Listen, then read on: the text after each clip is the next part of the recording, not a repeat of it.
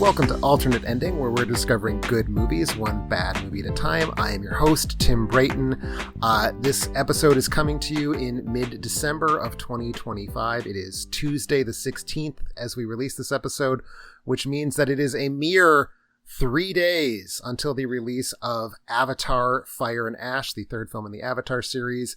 Hopefully going to be the film to finally pull the box office out of what's been a kind of sluggish year in the United States and not a terribly good one overseas. Still waiting on our first movie to break 450 million at the US, I think, which is the first time in a very long time that's been like the upper threshold.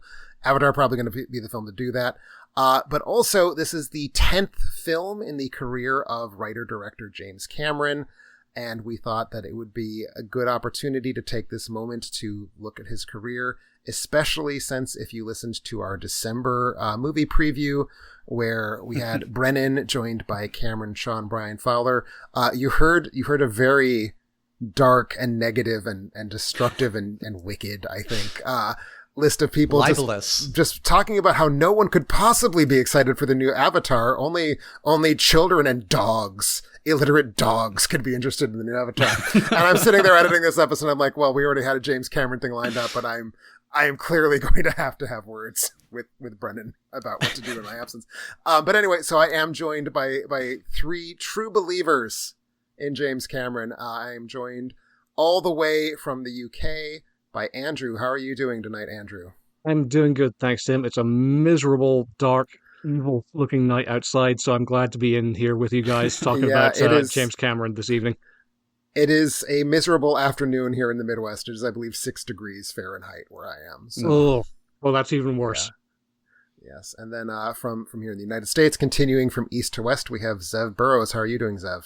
I'm good, Tim. It's kind of it was snowing here this morning in New York, and now it is not quite as beautiful. I imagine it's still quite cold, but I have been sequestered in here all day working on my metal album, so you know. For sure. Well, that's a great thing to be sequestered. Nice.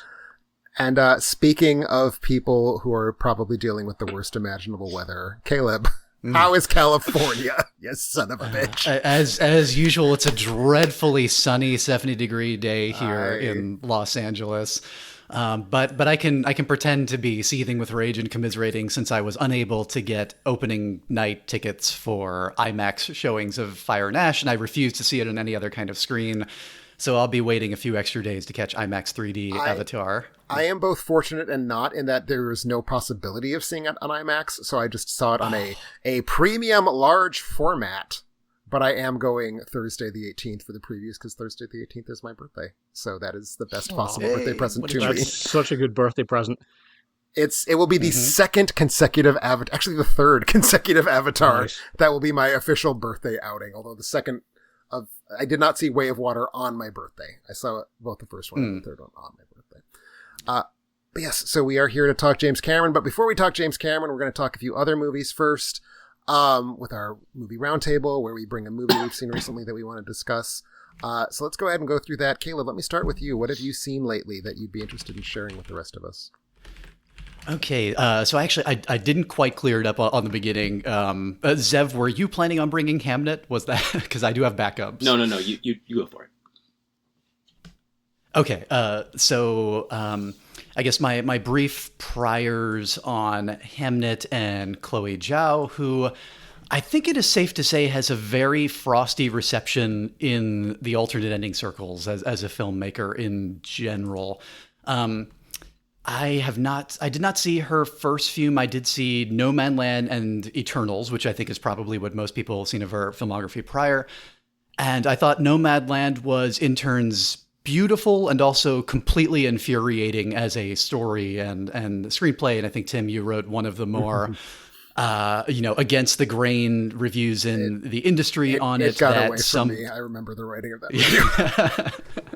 and certainly drew in some of the commentary as your against the grade reviews sometimes do. But I think that expressed a lot of the problems that I had and found very frustrating with Nomadland. And then Eternals, of course, speaking of just dead, inert screenplays, that taking what could have been a really good concept and some really cool imagery that just sort of gets washed out and browned and flattened into this.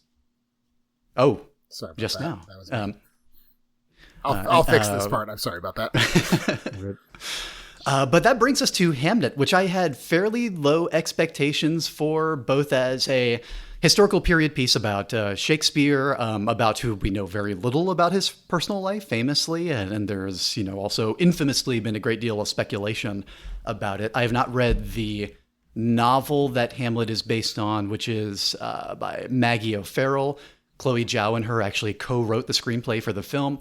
So I was in a position to be completely taken by surprise by how much I adored this movie and how utterly emotionally devastating I found it.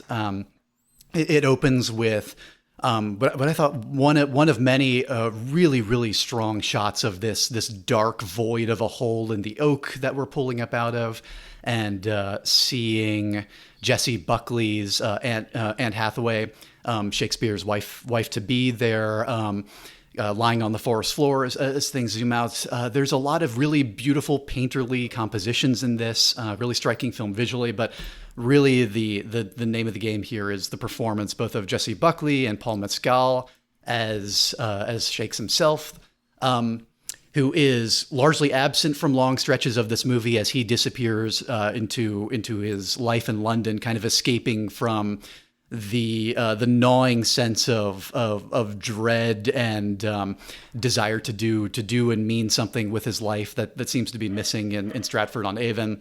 And so then we're staying there and living with Jessie Buckley's Anne Hathaway and her children.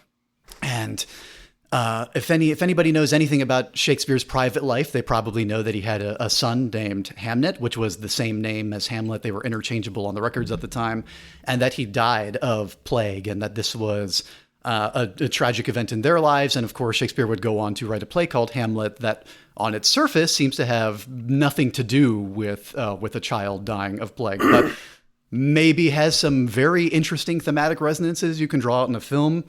I won't get into any of those in detail, other than to recommend this really strongly as, for me personally, and apparently for every single person in the theater I saw this with, the most devastating emotional experience that I have had in cinema so far. I've never cried harder at a film, or for longer, or sat more broken apart in credits along as just, a brief moment of silence near the end, and you can hear the entire theater racked with sobs. So if you are, if you have a heart of stone and are not inclined with the aesthetic direction the movie is going, which I think is by far the strongest of the three Chloe Zhao features I've seen so far, cinematography by, oh God, I did not look up how to pronounce Wu Ka-Zhao, the cinematographer behind Ida, Loving Vincent, and Zone of Interest, which had some very interesting and sometimes controversial camera work. I think it's a beautiful film, really strong screenplay, excellent lead performances, two of the best child performances that I've seen this year, and probably in recent years, coaxed out by a director who apparently does know her way around working with children. And I don't want to go into any more detail about where the story goes in that. Also, I've already talked too long. Really strong recommendation for me. This is probably my running favorite movie of the year, which is saying something, since I was so against Nomadland and its Oscar accolades at the time. Sure. A complete 180 for me on this. Okay. And Zev, I believe you've also seen this movie, correct? I just caught a screener last night, so... Yeah, yes. Did you have a similarly positive or I know that you didn't. I'm setting you up. To the second half of the movie, as we go to London and as we see that I guess probably opening first performance of Hamlet, where at first Agnes, as they call her in the movie, Shakespeare's wife, is almost thinking what is happening here? How can this play be going on as and how dare this lead character share the same name as our son? But then as we see what really went home for me was seeing, I generally did not like Paul Mescal in this movie at all, really until we got to Hamlet. And he is the ghost of Hamlet's father. And as he performs the Mark Me My Time, I forget the text offhand, but the Remember Me monologue. And as we see that, and as we see Jessie Buckley see that Shakespeare has not been, he almost has refused to grieve Hamnet in the way that she has, even though he is still grieving so internally. But then this performance, this art that he's creating called Hamlet, is really his way of really coming to terms with it and grieving, and we just see that. And I think that makes for some really beautiful moments. On a personal note, I'm kind of all tapped out on what inspired the creation of this Shakespeare play after Shakespeare in Love, after The Northman, but also after a musical that I had been writing several years ago with a collaborator that I no longer work with. And I'm just like, we went through several drafts, and on the most recent draft, I was not impressed with what he had rewritten. So I did not come into Hamnet with high expectations. I feel very similarly to most of the AE crew on Nomadland. I have not seen Eternals just because I try not to waste my time with MCU anymore. But I would say that Hamnet did get better for me as it went on. It started out very slowly, but then as we got more and more towards that final performance, it did get better for me. So. Okay. What about you, Andrew? Have you had a chance to see this yet? I have not. I wasn't even, after the last November preview, I wasn't even particularly looking to go out and see it, but honestly, hearing Caleb talk about it just now is probably the biggest endorsement I've heard of it from my end so far. I am interested to see Paul Mescal sort of getting the plaudits for this part. I am interested in him as sort of a rising star. I think Gladiator 2 was sort of a real sort of dead end for his career. But I really liked him in After Sun. I really appreciate what I've seen of him in Normal People and All of Us Strangers. I get the impression that he's this real... He's really good at being this sort of dewy-eyed sort of reservoir of pent-up emotion and longing and grief. And when he's got a script that's sort of bringing that out of him, it seems to be, he seems to be sort of a force to be reckoned with. So just, hearing that, you've got a theater who have all just sort of come together and just sort of absolute solemn silence at the close of the credits. That actually kind of gets me interested more than anything I've heard about Hamnet so far. Oh, not silence. Very loud sobbing and sniffling and wrecked. Wow. It's it very much put me in mind of Malick's The Tree of Life. I think that's probably the closest touchstone for this film, and I would be surprised if it wasn't on the filmmaker's mind. I would be surprised if that's true if she was making a candy bar ad, honestly, just given who she is as a filmmaker. But what did you see it though, Andrew? If you haven't seen this yet, what will you be discussing with us tonight? So I've seen a few films since I was last on. The one I wanted to bring to the roundtable today is, it's one that I kind of feel like I'm obliged to bring up just because I've mentioned it to my friends in the past, and it's a premise that's so, on the nose made for me that it almost sounds like if I described it to you, you would think I was kidding, but it's a real film. And this is John McLean's Tornado. So this is a period piece from the director of Slow West, set in a title card calls it 1790 in the British Isles, but it was filmed specifically in the Pentland Hills in Scotland, just south of Edinburgh. And it follows the exploits of a young Japanese woman who has been sent on the run from a band of bandits led by Tim Roth. After he has sequestered their gold, and they're looking to get it back, and that is basically the premise. So it begins in medias res with her sort of fleeing across these sort of Pentland moorlands. She manages to hide from this band of marauders in a house where they sort of break in and terrorize the laird and his staff. But she manages to make her escape, but not before They have murdered her father, with whom she is sort of touring as a sort of impresario of a puppet theater across the island, and also the young boy who she sort of got mixed up with in the process of stealing this gold. And it becomes this sort of almost it's this very sort of quirky, offbeat, very sort of early '90s Miramax kind of um, genre mashup. At times it's a little bit Tarantino. At times it's a little bit Jim Jarmusch. At times it's a little bit I don't know, Robert Rodriguez.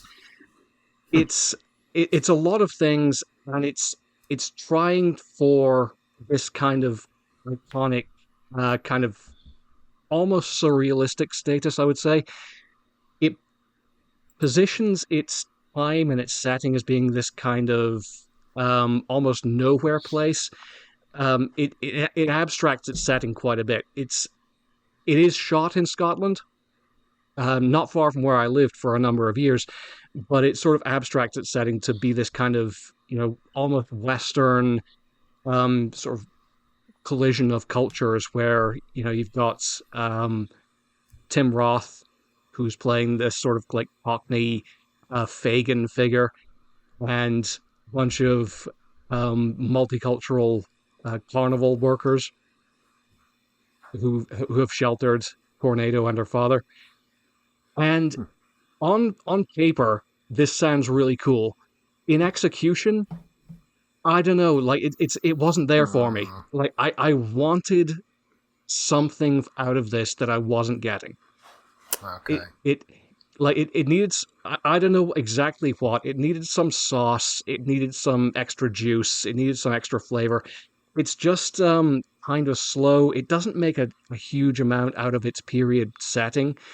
The dialogue, it's a very dialogue light film, and when the characters do speak, they're not really articulate in the way that you might get from a Robert Eggers film. Like, you're not getting the sort of period flavor you would get from something like The Northman or The Hateful Eight or any of Tarantino's recent westerns.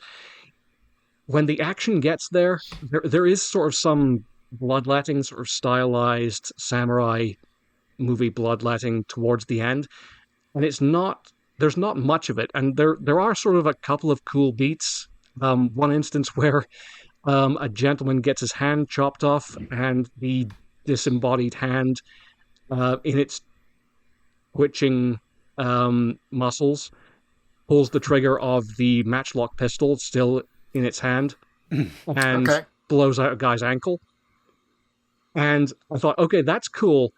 If the film had been all of that, it either needed to be a lot faster paced and with a lot more sort of energy and bloodletting, or it needed to be slower and weirder.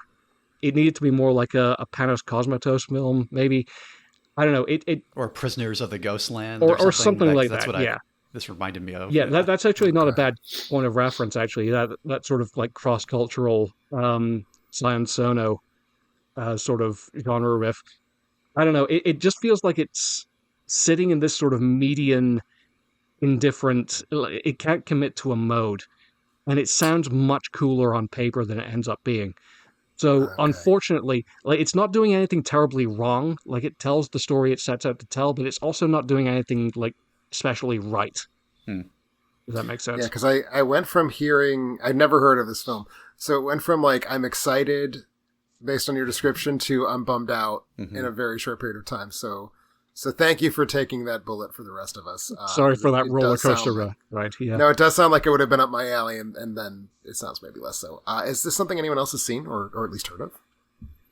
Yeah. Mm-mm. Well, that's a pity, but you as we say, you find good movies one bad movie at a time. Exactly. That's unfortunately one of the bad ones. What about you, Zeb? What have you seen lately beyond Hamnet? Have we talked about on previous podcasts? Have we talked about Bugonia, the latest Lanthimos? I don't think we have. No. Okay, good. So then I will briefly touch on that because I know a lot of folks in the alternate ending community have already seen this, but I did catch it last week, and the past couple of years, I've been a little bit wary of where Yorgos Lanthimos has been going. Poor Things was probably my least favorite to date, and then I liked Kinds of Kindness just a little bit more. And I was actually talking about this with a buddy of mine a couple of days ago. To me, it felt like Poor Things was very much an American trying to make Yorgos, and a little bit, to an extent, Kinds of Kindness as well. This starts, I think, to find him back in Killing of a Sacred Deer territory, which is like, oh man, I'm excited for this. Not by a whole much, not by very much, to the point where I'm like, yes, he's back, but to the point where I'm like, all right, I can get on board with this. So the story concerns a beekeeper played by Jesse Plemons, who is a conspiracy theorist, and he is taking care of his autistic cousin, and one of the conspiracy theories that he dabbles in or is very passionate about is against this pharmaceutical corporation, and particularly against the CEO, played by Emma Stone. And he believes that she is a member of an alien species who is killing the honeybees on Earth, and he and his cousin kidnap her, and a lot of it is this sort of negotiation cat and mouse type of story in which they try to get information out of her, and how much she will play along versus how much she will try to tell them, you are both nuts, you have no idea who you just kidnapped. And I think that, like I said, I think it kind of does set him back in a little bit of tonal territory where he was, where I'm just very excited by just how much he can weird us out. I don't think it's completely there for me, but there are a couple of very gruesome kill scenes that kind of did take me by surprise a little bit. There was one out in the fields, which, I guess it 1-2 punch that was maybe the most violent that I've seen. No, not the most violent, because the lobster still exists. But or the one where somebody gets knocked unconscious by a body part. Mm-hmm. Let's say, yeah. that was something else. But I had a good time with it. I would recommend it, but I also am wary that this is not going to get a lot of Oscar nominations, because I think by the time the Oscar noms will have rolled around, I think people will have already forgotten about it. Whereas people were just like, I remember just the ranting and raving for Poor Things, and particularly Emma Stone. I think everybody here is doing very good work, but I don't think that there's a lot of hype around it for Oscar season right now. Okay. No, I would agree with that completely. It sounds, Caleb, like you've seen this. Have you seen this yet, Andrew? I have not seen it. I want to. I have some catching up to do on Lanthimos. I saw Poor Things. I saw The Favorite. I have not yet seen Kinds of Kindness, and I need to catch up with this. So, but I like it in principle. I think something that sort of gets sort of lost in the fog talking about this film is a remake, isn't it? It was a remake of the Korean Save film, the Green Planet, 2003. Mm-hmm. Yeah, I have not seen that. But for the record. no, me neither. But it sounds like it has that kind of almost Bong Joon-ho kind of black comic sensibility to it. The writer is the screenwriter of The Menu and one of the ones on Succession. So nice. of Bugonia, not of Save the Green Planet. So it's also got that fit going on. It really, I think the Menu should give people an expectation of where a lot of this lives tonally That for me, tracks. but taken to more Lanthimos extremes. Mm-hmm. Yeah. Okay. Yeah, I am looking forward to seeing this, and Zev, your arc with Lanthimos is exactly the same as mine. Like, I loved everything. I found Poor Things, like, inexplicably not my bag, and I kind of like Kinds of Kindness more. And I think, actually, Caleb, you and I on the October preview episode had exactly the same conversation. Yeah. So I'm going to check this out. I am hoping to see the Korean one first because, as we all know, I like to make sure that I do not give movies a good chance to impress me. So I want to have the original fresh in my memory as I go see Begonia. But I'm curious. I mean, you have to be, given the pedigree. So I will then bring to the table my pick, which comes to us from a Patreon, and it specifically comes to us from Patreon, Caleb Wimble. So thank you, Caleb. This is a film from 2024. Film is perhaps a tricky word to use to describe this object. It is a 45-minute long film. We'll call it movie. It's a movie by Kurosawa Kiyoshi, the director of, I think the film he's probably best known for in the West is Cure. The other really, really big one is Pulse. So known for his horror films in the States. He's not by any means exclusively a horror director, but this is certainly getting him to a place of horror that he has not been for some time. The thing that it is complicated, and I don't think I get it entirely. So Caleb, you might be able to help me parse this a little bit.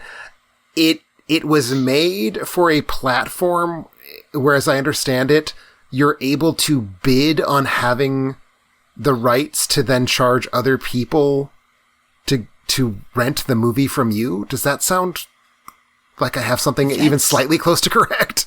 Vaguely in line. I really didn't understand it, and I, at the time, like a year ago, was just trying to see the movie. It had such a limited theatrical release, and I did have to finagle a Japanese streaming site with a weird rental bid capacity. Yeah. Like, I've heard people compare it to NFT, and I don't understand NFT either, so I won't say that it is or isn't. It doesn't feel like it's the same as NFT, but it does feel like it's some sort of weird online fuckwittery. So that's what it is. Thankfully on Mubi now, right? Yeah, honestly, very easy to lay hands on. I don't know if there's actually currently a way to see it legally, but it is trivially easy to find it illegally. So I did. Anyway, so this is a 45-minute film in which... Did I say the name was Chime? I can't remember if I said the name was Chime. It's Chime. Okay. So anyway, it is about a culinary school teacher who is currently in the process of trying to get a job at a restaurant. And one of his students in the cooking class is being really weird and is talking about hearing some sort of chime. And the teacher can't hear a thing. He has no idea what the guy's going on about. And this goes on for a couple class sessions, at which point the student sticks a knife in the back of his own neck and dies. And this, in some way, causes something to trigger in the teacher's mind where now he is hearing the chime. And now he's kind of having this weird dissociation with reality and possibly being pushed towards something violent. Not a film you watch for its story. Absolutely 100% not a film you watch for its story. It is confusing what's going on. I loved this movie a lot. I'm just going to say that right now. This is basically, it feels to me like a short story where, because there's just not that much time to work with, it's like 44 minutes and 19 seconds, I think is the copy I watched.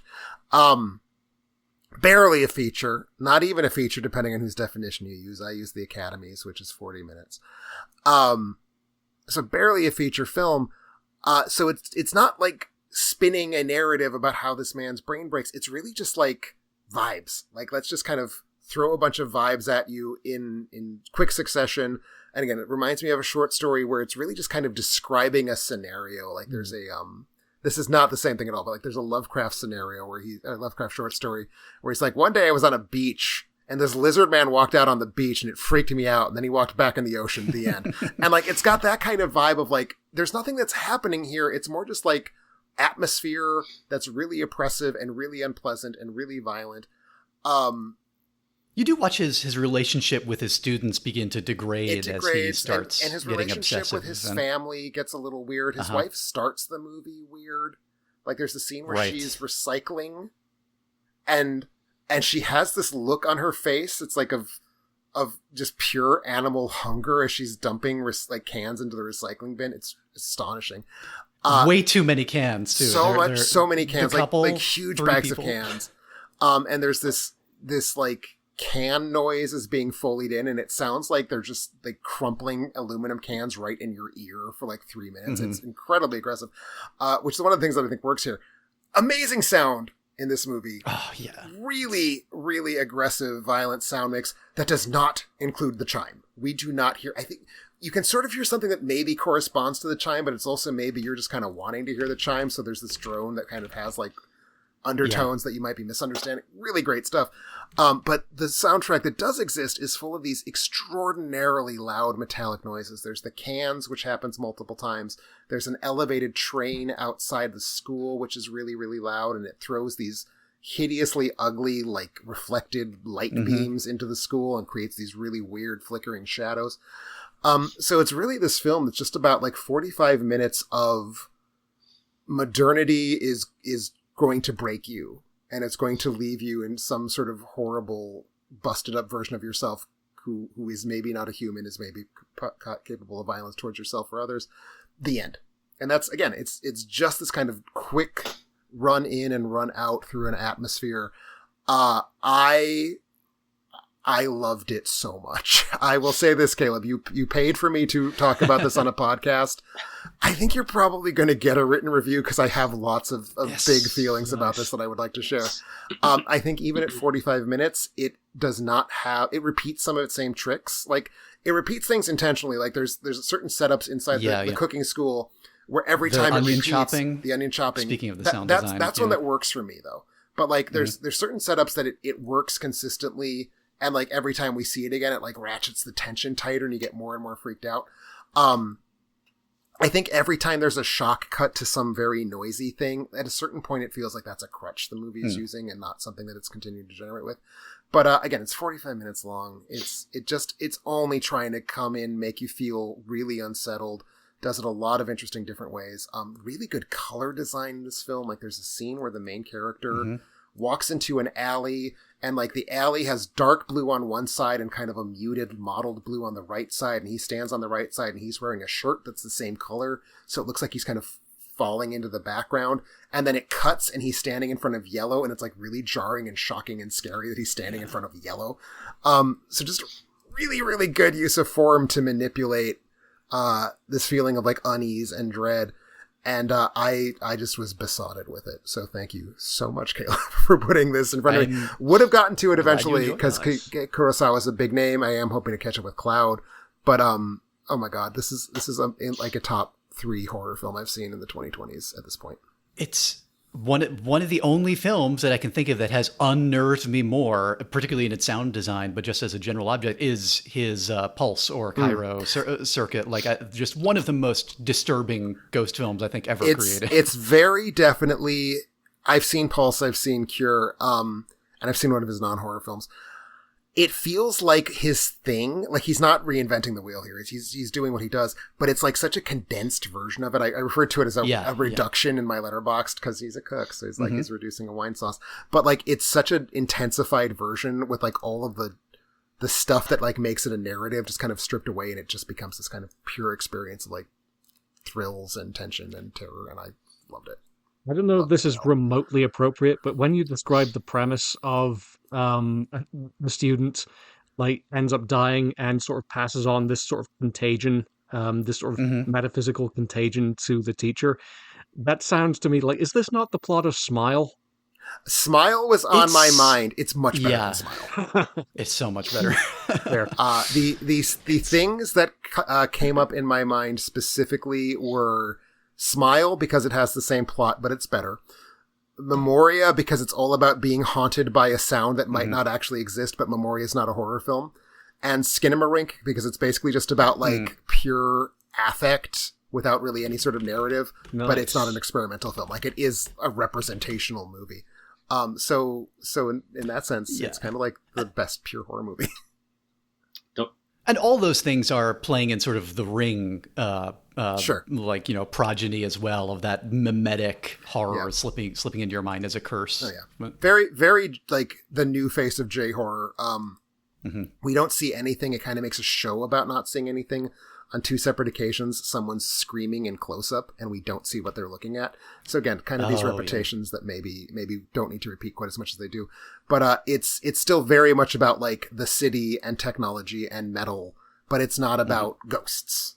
At least not in the way that like The Ring is. So I was crazy for this film, obviously. The way you were talking about the sound mix, it sounds like it was your second favorite of the decade behind Memoria, and I'm just going to take a shot in the dark that's your favorite right now. But I don't have a ranked list of favorite sound mixes, but I certainly would contemplate what you just said being true. Yes. I will say, and I actually kind of wanted to ask you about this, Caleb, because I know you hated Skinamarink, I believe, based on your letterbox. To me, they hit exactly the same part of my brain. My opinion on Skinamarink was this was I felt watching the movie for the first time. This was probably a good short film that is being unfairly subjected to feature adaptation. And it turns out that was true. Yeah. And the 12, 15-minute version of Skinamarink or whatever the original is a much, much better way to experience that. Sure. That movie, whereas this is the opposite. Like, this is the reduction, like you said, the condensation of all of Kurosawa's thing, and maybe after a lot of years of stranger, more complex, and less well received movies or more divisive movies, I have no idea what his motivation was, but it almost feels like he wanted to get back to basics and it feels get like down to what he does it had best. To be some kind of weird commercial calculation, because otherwise it wouldn't be part of this bizarre quasi NFT bidding to rent thing. And sometimes in theaters a double feature with Cloud, right? Because they were released at roughly the same time. That sounds right, yeah. Which I now am very excited to see Cloud, now that I've had my Kurosawa taste buds have been whetted. I'm very eager to get back to that. What I'm getting from this conversation is, I know this is way outside your purview, Tim, so it probably won't actually happen, but if it ever did, I would love to hear what you thought of Marble Hornets, the YouTube series from the late aughts. It's I don't have any idea what that is, but if it's like this, I'm curious. That's a whole digression onto itself. Okay. But the Slender Man. Yeah. It's yeah. Okay. Well, maybe in the future. But again, thank you, Caleb, for putting this in front of me. Thank you. You're very welcome. So as you heard, Caleb got to make me watch a movie that I thought was great by virtue of supporting the site through Patreon. If you too want to make me watch a movie, we do have one open slot at the screenwriter tier, which is the Patreon reward that allows you to ask me to watch a movie and talk about it on the podcast. So if you want to support the show, that's a great opportunity to do that. Otherwise, thanks to all of our listeners. We do have a new Patreon this month that I want to shout out.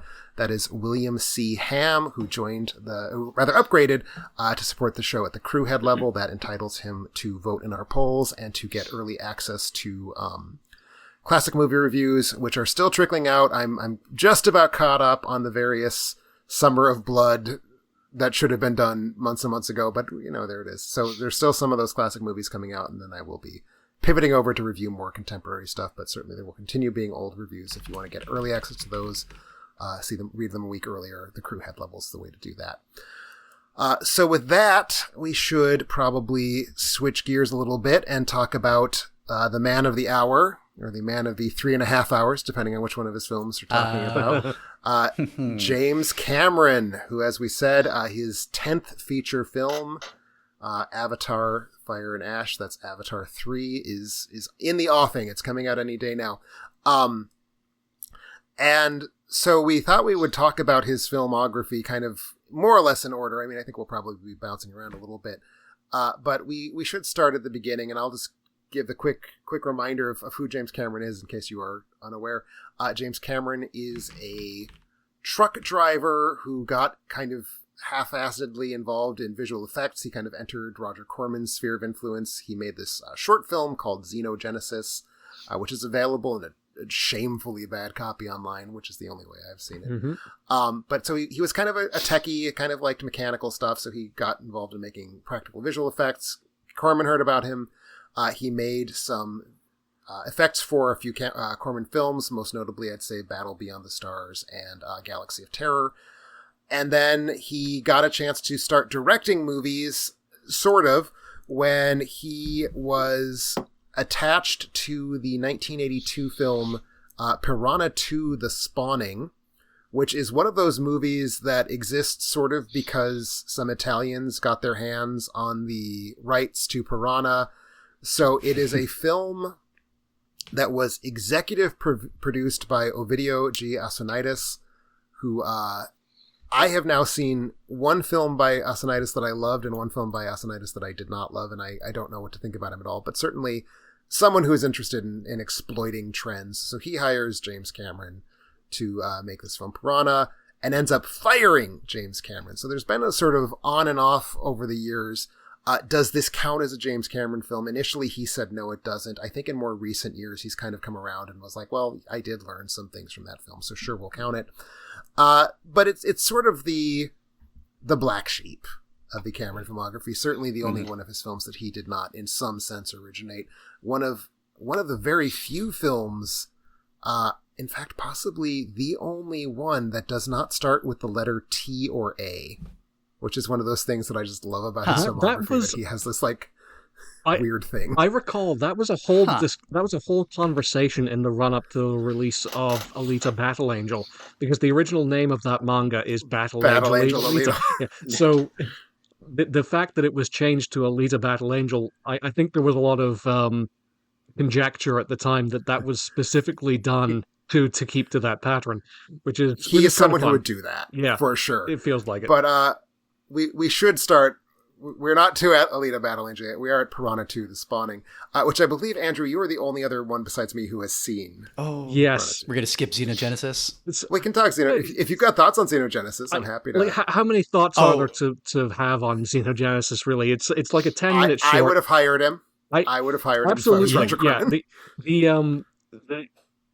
The stop motion effects for him being, a 26-year-old truck driver from Canada, just doing this, mostly working in his living room too. Yeah, I think entirely. Yeah, like shot in. Yeah, I think the stop motion effects, the backgrounds that sort of suggest this vast industrial complex against which this robot battle is taking place. Yeah, it's very impressive and immersive for what it is. As we've said, I've watched it in the form of this unbelievably shitty YouTube rip, to the point that I think there's actually on-screen text that I genuinely couldn't make out. So, it feels almost rude in a way to pass judgment on it, to almost presumptuous. Financed by local dentists, right? Is that he sounds went right. around? I think it's notable that Carpenter said that as far as he knows, Cameron here originated the use of dark props with fluorescent borders to simulate computer imagery when you don't have the budget or computers to actually create.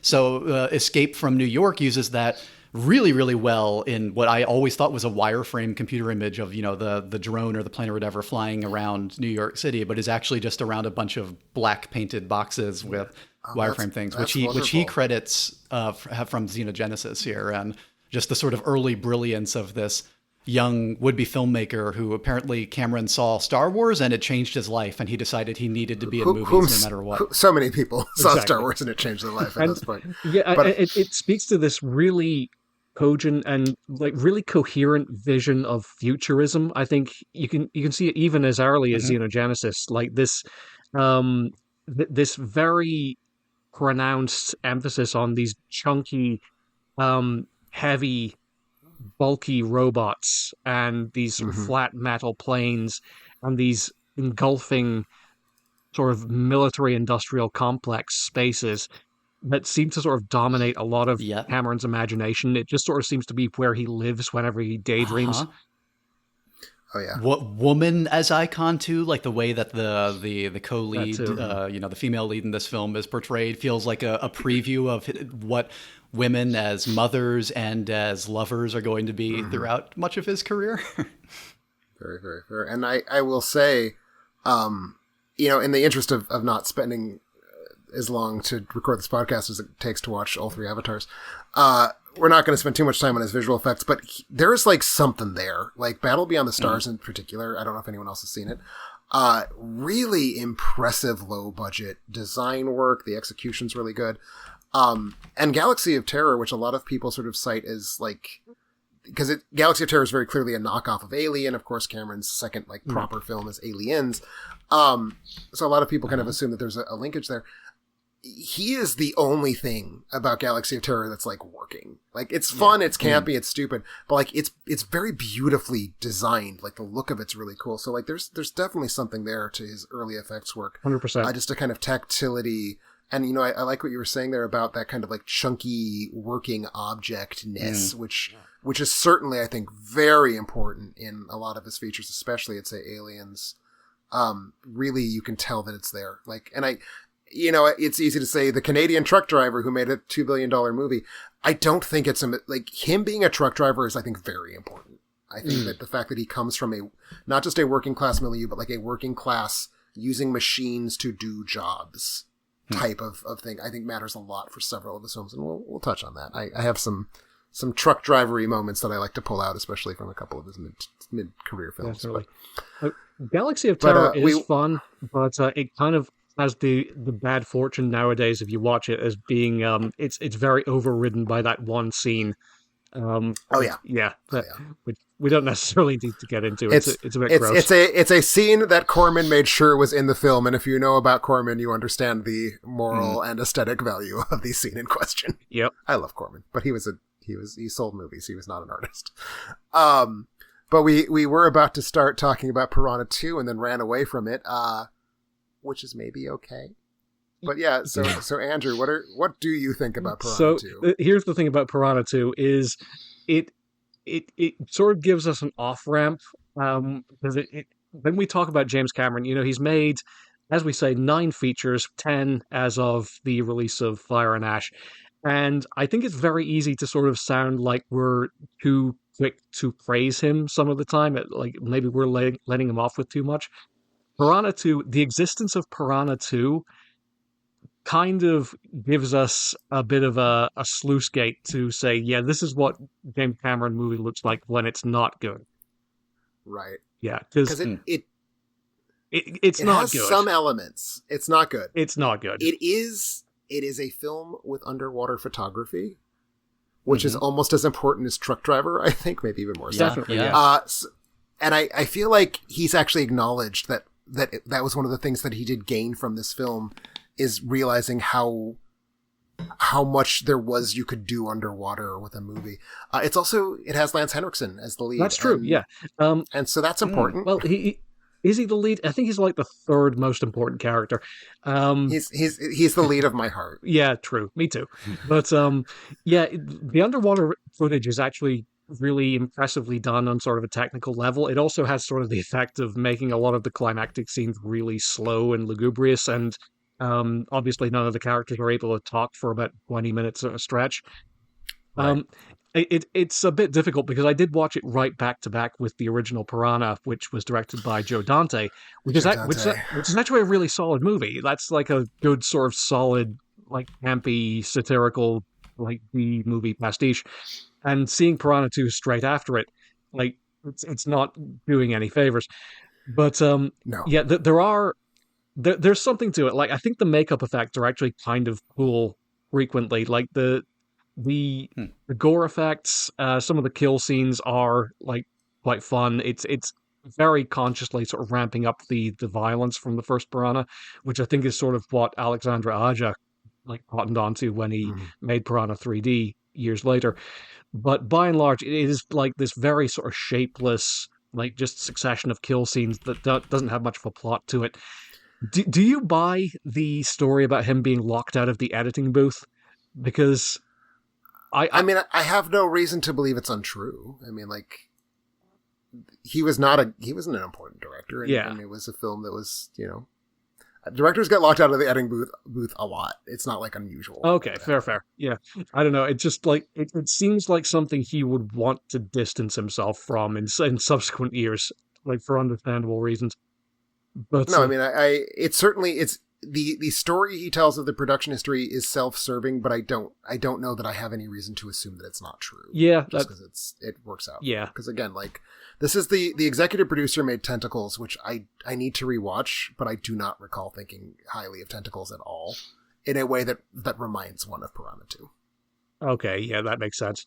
But yeah, it does feel very much like the sort of it exists in that sort of Zombie 2 tradition of like there was this very popular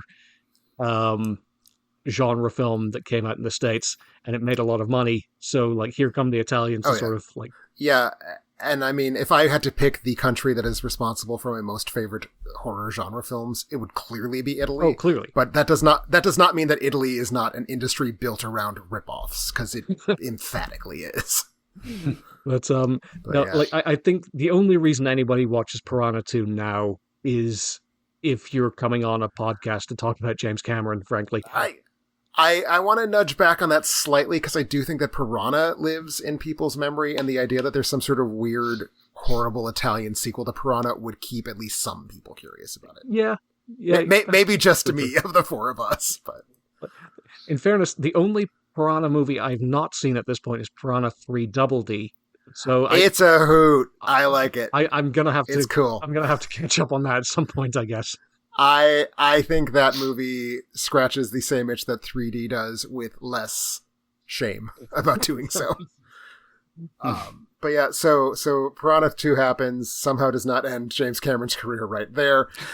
In fact, he was able to sweet talk his way into like a couple different screenwriting gigs, and there's like a story that he was writing all three of Rambo 2, or Rambo First Blood Part 2, and Aliens, and The Terminator. He was writing all three of these films simultaneously, and had to play different music, so he was like mentally in the right place to write each script, because he found that he was like blurring them a little bit. I am perfectly content to not talk about Rambo First Blood Part 2, which was recently the subject of a raspberry picking article on the site by Mandy Albert, if you want to read her thoughts, which are a little bit more generous than mine. Not super generous, but I think that's fair.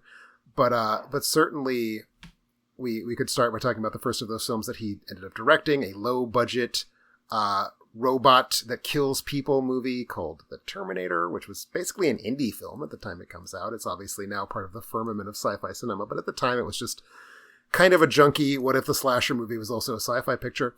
And, you know, you mentioned, Andrew, that some of us can be guilty of maybe fluffing up James Cameron a little bit too much, so I'm going to try to avoid doing that in talking about Terminator, but I want to hear the three of your thoughts on the movie that is literally the most perfect film ever made.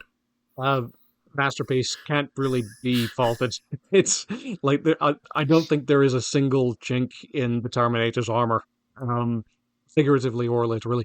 But I don't know. Like, I'm genuinely trying to think of something that I would change about the Terminator. I think maybe there's like one or two stop motion effects that look kind of janky in hindsight, but by and large, and even then, they're just startling in how iconic they are, and the imagery of that skeleton from his literal nightmares, because he apparently had a nightmare that he claims was the source of the image of the Terminator coming from the fire, so that. Maybe, you know, whether that was at all born out of the Harlan Ellison story that sued for successfully. That was settled out of court, if I remember correctly. It was settled such that when you saw the film in 1984, Harlan Ellison's name did not appear in the credits, and if you have ever seen it on home video, it did. So it was settled somehow. And an absolute... This is the best slasher movie ever made. I'm just going to say that right here. By a country mile for me. I can get behind saw that. this in college. Yeah. Frankly, I think so. I'm sorry, John Carpenter, but yes, I agree. Zev, you were going to say something? And an absolutely perfect Brad Fiedel score. I think this actually... Yes. Oh my God. And this actually might... I'm trying to think if this is my favorite score of any James Cameron film, and it might actually be. And I know that's controversial. Oh. That is a controversial opinion, but I'm going to stick by it. And I think it's right. But I think it's that right. factory, the heavy machinery chorus of that, like where all the parts of the assembly line become like the voices in a chorale, is... I mean, it's easily, obviously, Arnold's most iconic role. The second most iconic is obviously when he played Hercules in New York. Of course.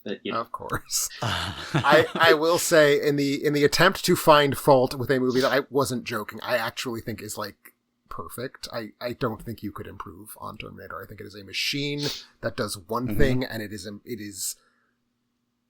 sort of the Fury Road of the 80s, and that it is a chase. It is only a chase. It starts, it chases, it ends, the movie's done, which is perfect to me. But it comes out in 84. We sort of know what Arnold Schwarzenegger's deal is because Conan has already come out by that point. He's not like a movie star. He becomes a movie star in part because of this film. I feel like a film that knew what it had with Arnold Schwarzenegger in advance does not spend the entire end of the movie with the Terminator as an effect. And I do kind of wish we got a little bit more of Arnold's face there at the end, because the climax is phenomenally good in this movie, but it is just the robot. It's not like this big hulking Austrian beef man that we've been seeing for the last hour. Yeah.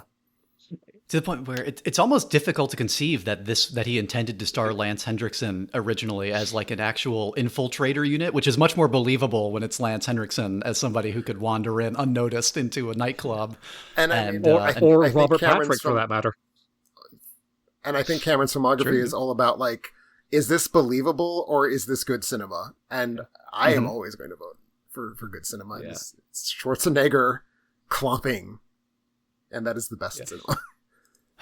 And is this a good place to, or should we wait till later to talk about the elephant in the room, which is the James Cameron's Lucasization of his prior films and going back and completely changing the look and style and color? I think we need to talk about that as it comes up. So yeah, I have, because it does here. It sure does. I have avoided the most recent restoration, which did not sound very exciting. But it sounds like you perhaps have seen it.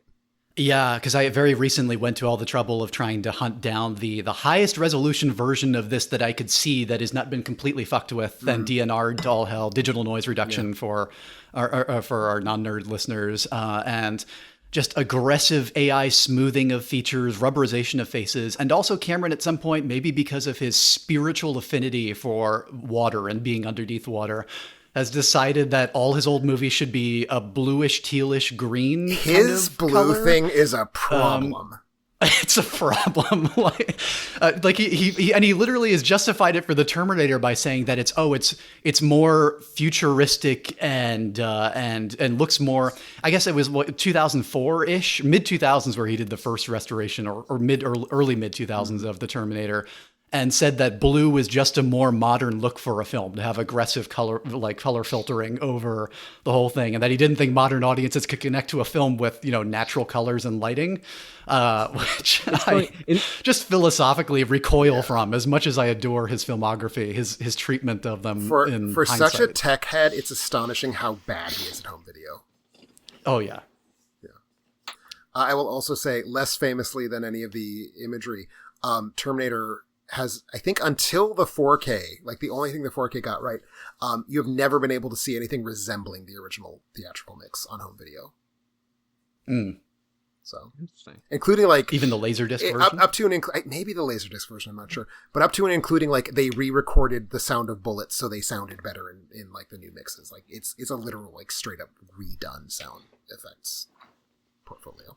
I think Cameron, I think, is sort of a kindred spirit of filmmakers like Robert Zemeckis and maybe Peter Jackson, where he just can't leave well enough alone. I think his filmography is sort of small enough that he sort of futzes over the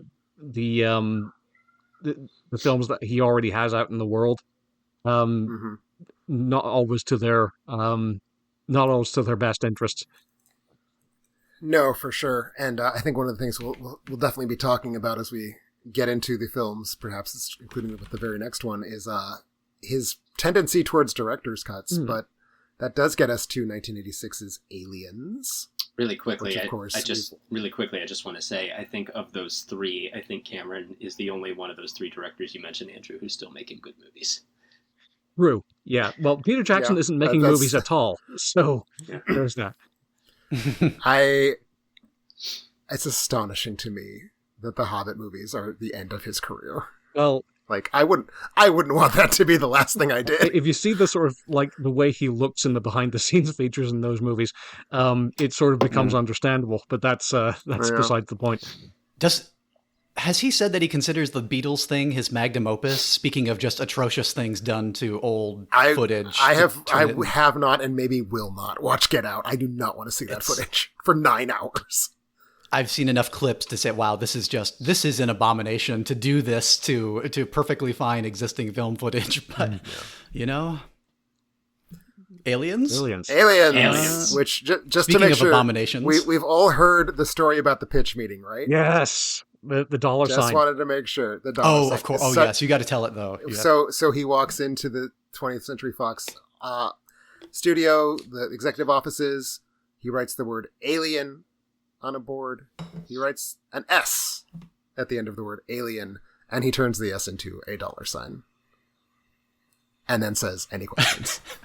Great pitch. It's a legend. It's a Hollywood, probably literally a legend. Probably did not happen in that way, but still. Apparently, it happens. Aliens, like it's been relitigated ever since then, and apparently, yes, it did more or less play out like described.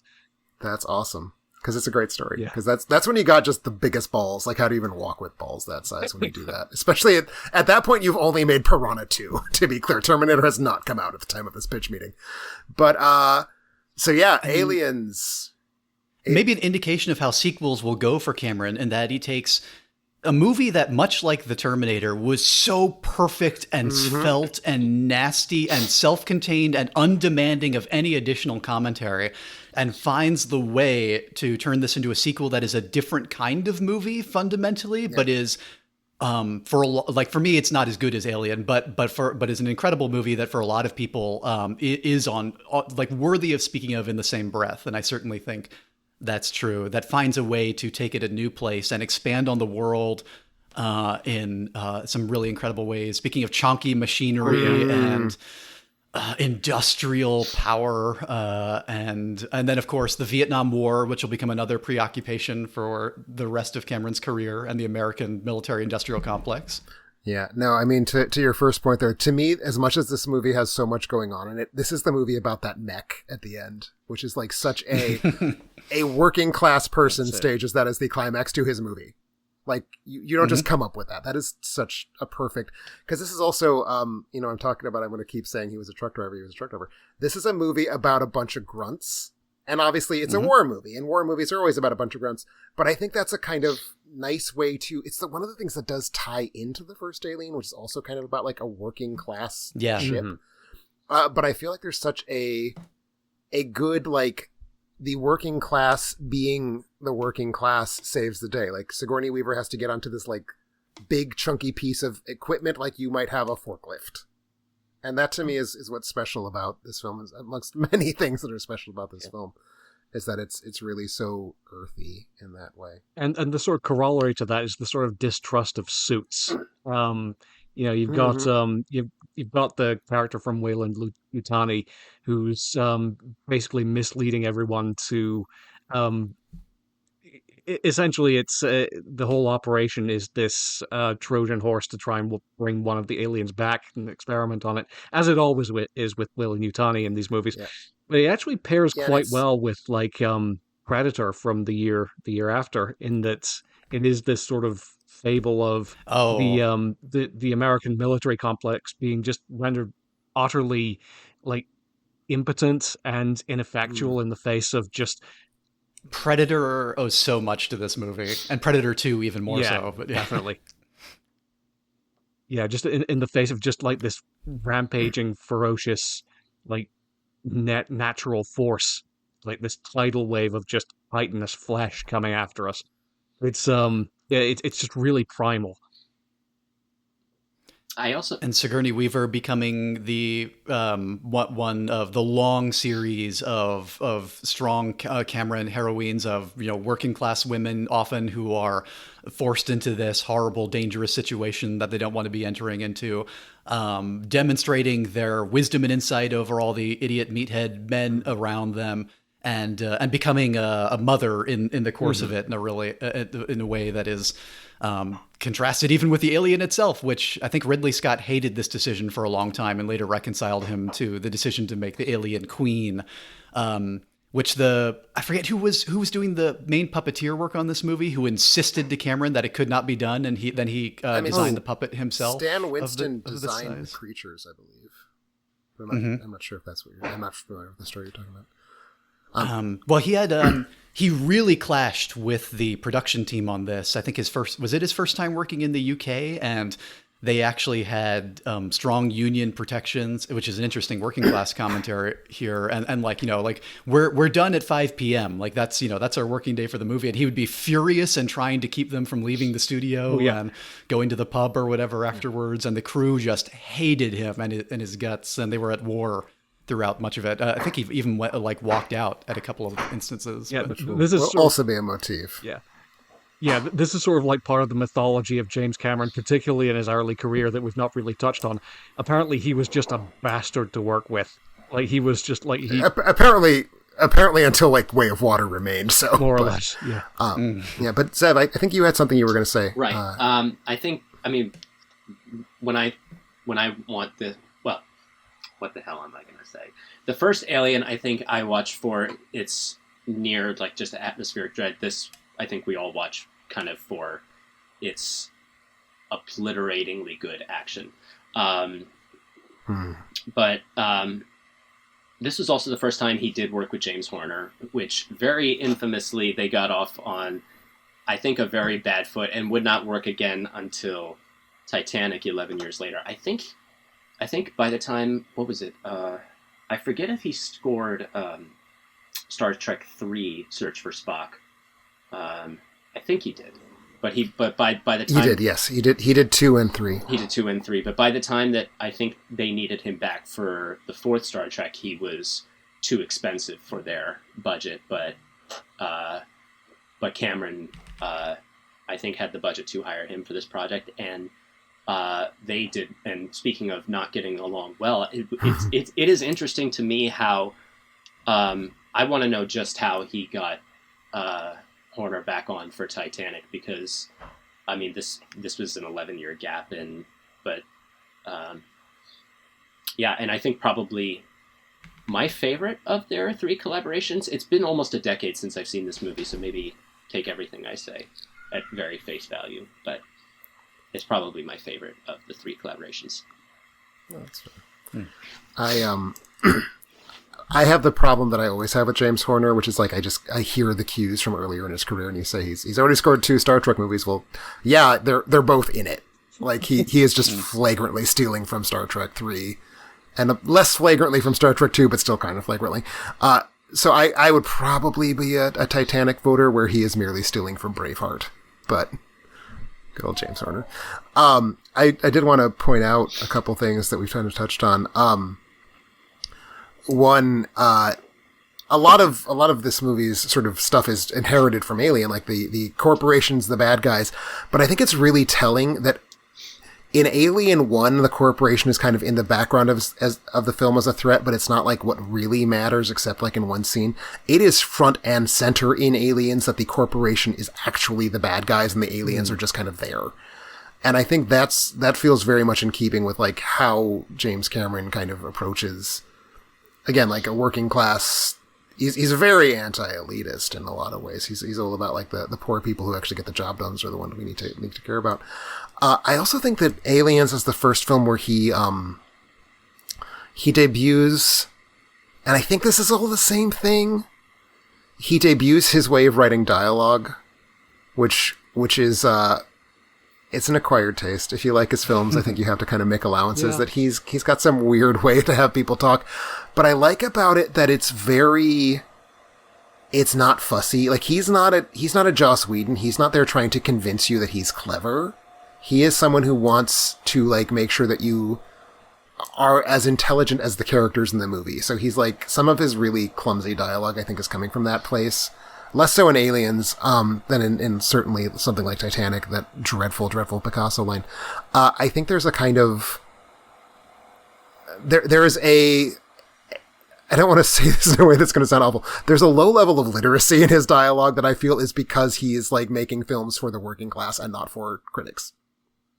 Yeah. And I admire that, to be clear, even though I just basically said he makes stupid movies for stupid people. But I think it's good in James Cameron. There are a lot of very quotable lines in like that come from that sort of very that kind of monosyllabic, I guess, sensibility. Like, hey Vasquez, have you ever been mistaken for a man? No. Have you? Like it's not clever. Did but, IQs like, just people drop remember it. sharply while I was away? Yeah, Yes. yeah, stuff like that. So yeah, I think it can be a blessing and a curse. I think there are definitely films where it benefits more from that sensibility than others.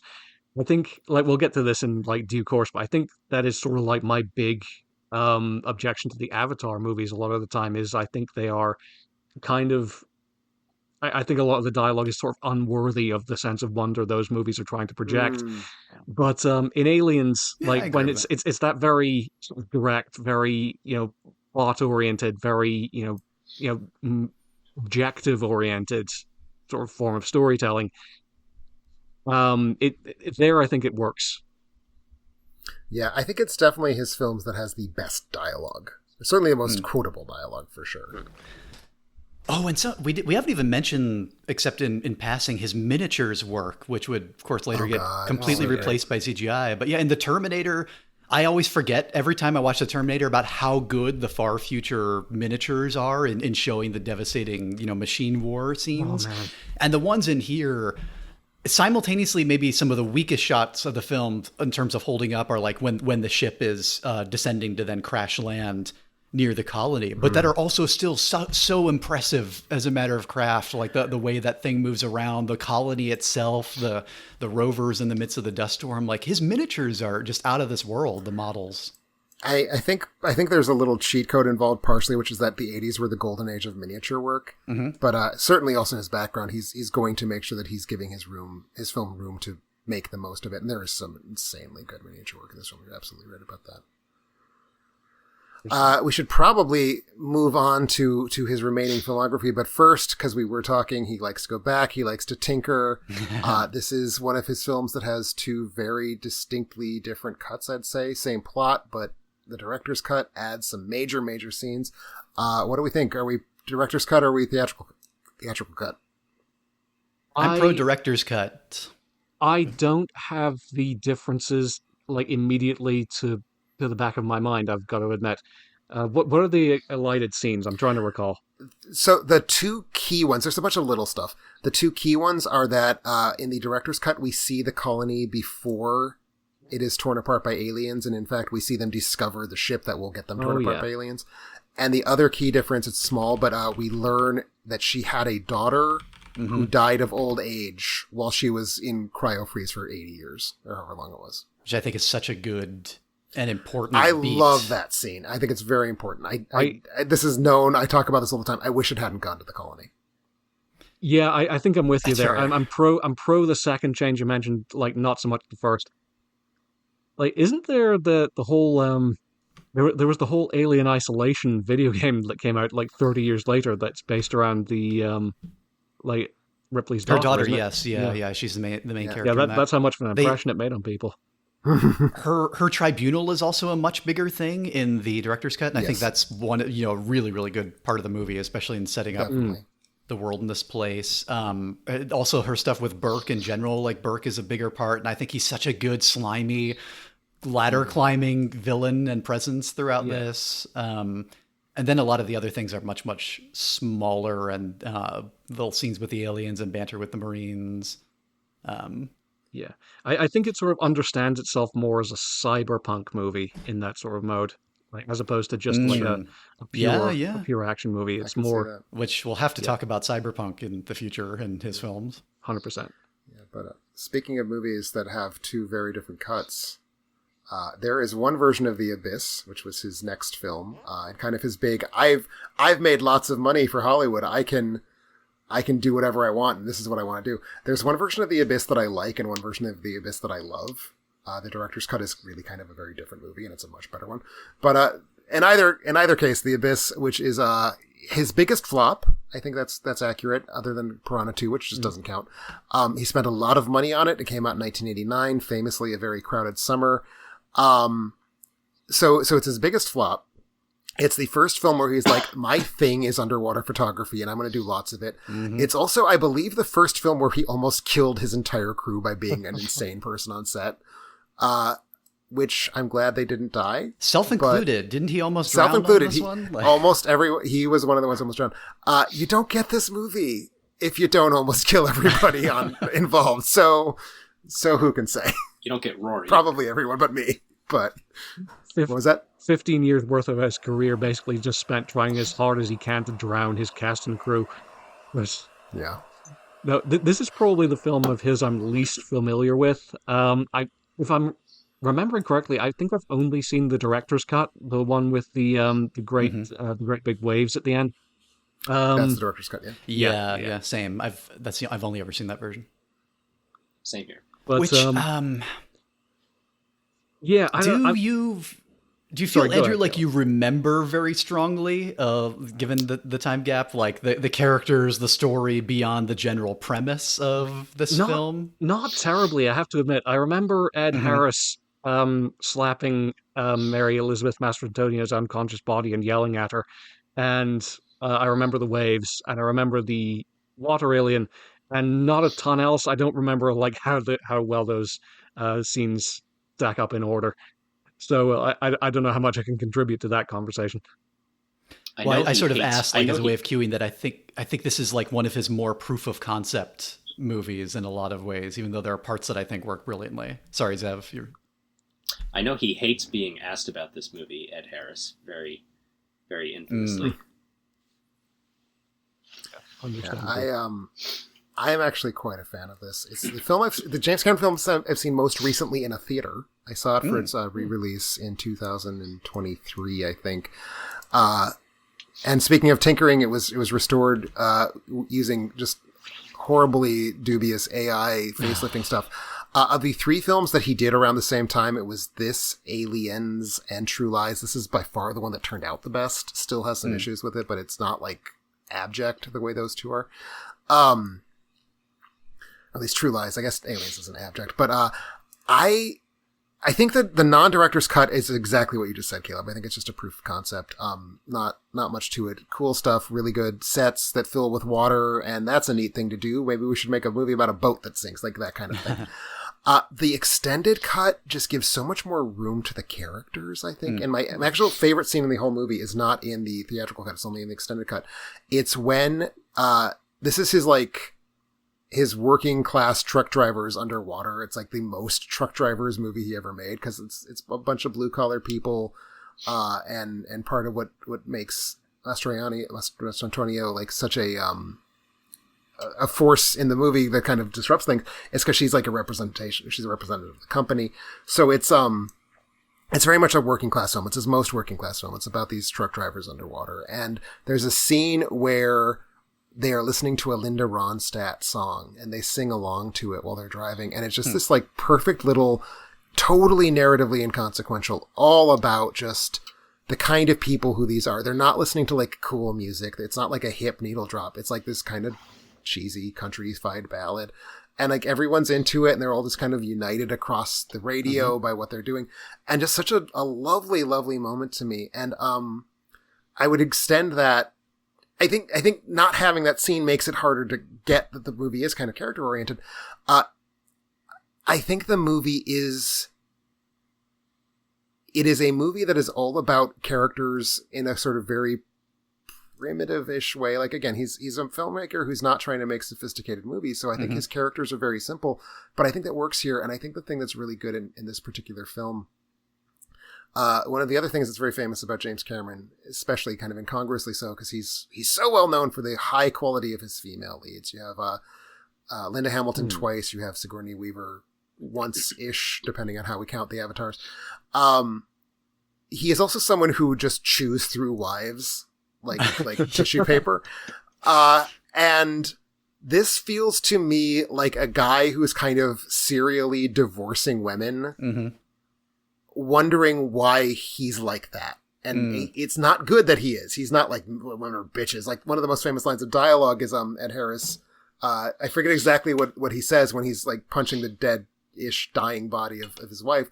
He's something like, "Don't give up on me, you bitch," which I feel like is a really important line, because it's both, it has the trappings of misogyny, but it also feels like he's trying to make some sort of emotional connection. I think the movie very much is about Ed Harris and Mastrantonio are getting divorced, or have divorced. I forget which one it is. And James Cameron was in the process of divorcing his wife producer Gale Anne Hurd. I think that was during the shoot that they were getting divorced. And it's all about, like, am I Ed Harris and why? Like, what have I done to alienate the women in my life? I try to be a good guy, but I'm obviously not. And I think that's really in The Abyss. And that's Ed Harris's character arc, is kind of coming to grips with, like, I'm someone who has ruined my marriage. It was not ruined by outer forces. And I think that's the only time that Cameron really, I think, has that level of looking into himself, again, as a kind of perpetually divorced guy. So that's I a find that really interesting to me. read. Yeah, I hadn't thought of it that way, but yeah, because he has been married something like 5 times over the years. I think whatever I he think was that's going correct. through, like in his younger years, he has got through it because he's now Yeah, been married Susie for a Amos and quarter him century. seem to have been, they've locked it in place, yes. Yeah, But, I don't know, I find there's something good about it. yeah, there's quite a complicated relationship to like his own relationship with women in that film. So yeah, I can see that. Like now that you pointed out, Tim. Yeah. Yeah, so it's, I don't know, I find not Avatar, yes, but I find The Abyss, it's easy to overlook because, like, so much of it is reheated Spielberg. And the theatrical cut really is just a very hollow film. Like, the director's cut is the only one we're talking about, I think. But I think it has some really great character notes, and that is increasingly the thing that I like about Cameron films, is that he likes his characters and he gives them room to be people, and they're not like, it's not naturalism. Like, it's not, like, these are very well-edged psychologies, but for their very simple emotions, he wants them to feel. Yeah. And that he wants us to feel while watching them. I think this is a very good example of it. Yeah, just like very bold, very blunt emotions expressed with a lot of conviction and sincerity is sort of his hallmark. Which, yeah, I mean, that is sort of something that makes him feel like, watching his films today make him feel like kind of a classicalist. However much like he was sort of like pushing the technical boundaries, like over the course of his career, and like watching his films now, they do feel very traditional in that sense. Mm-hmm.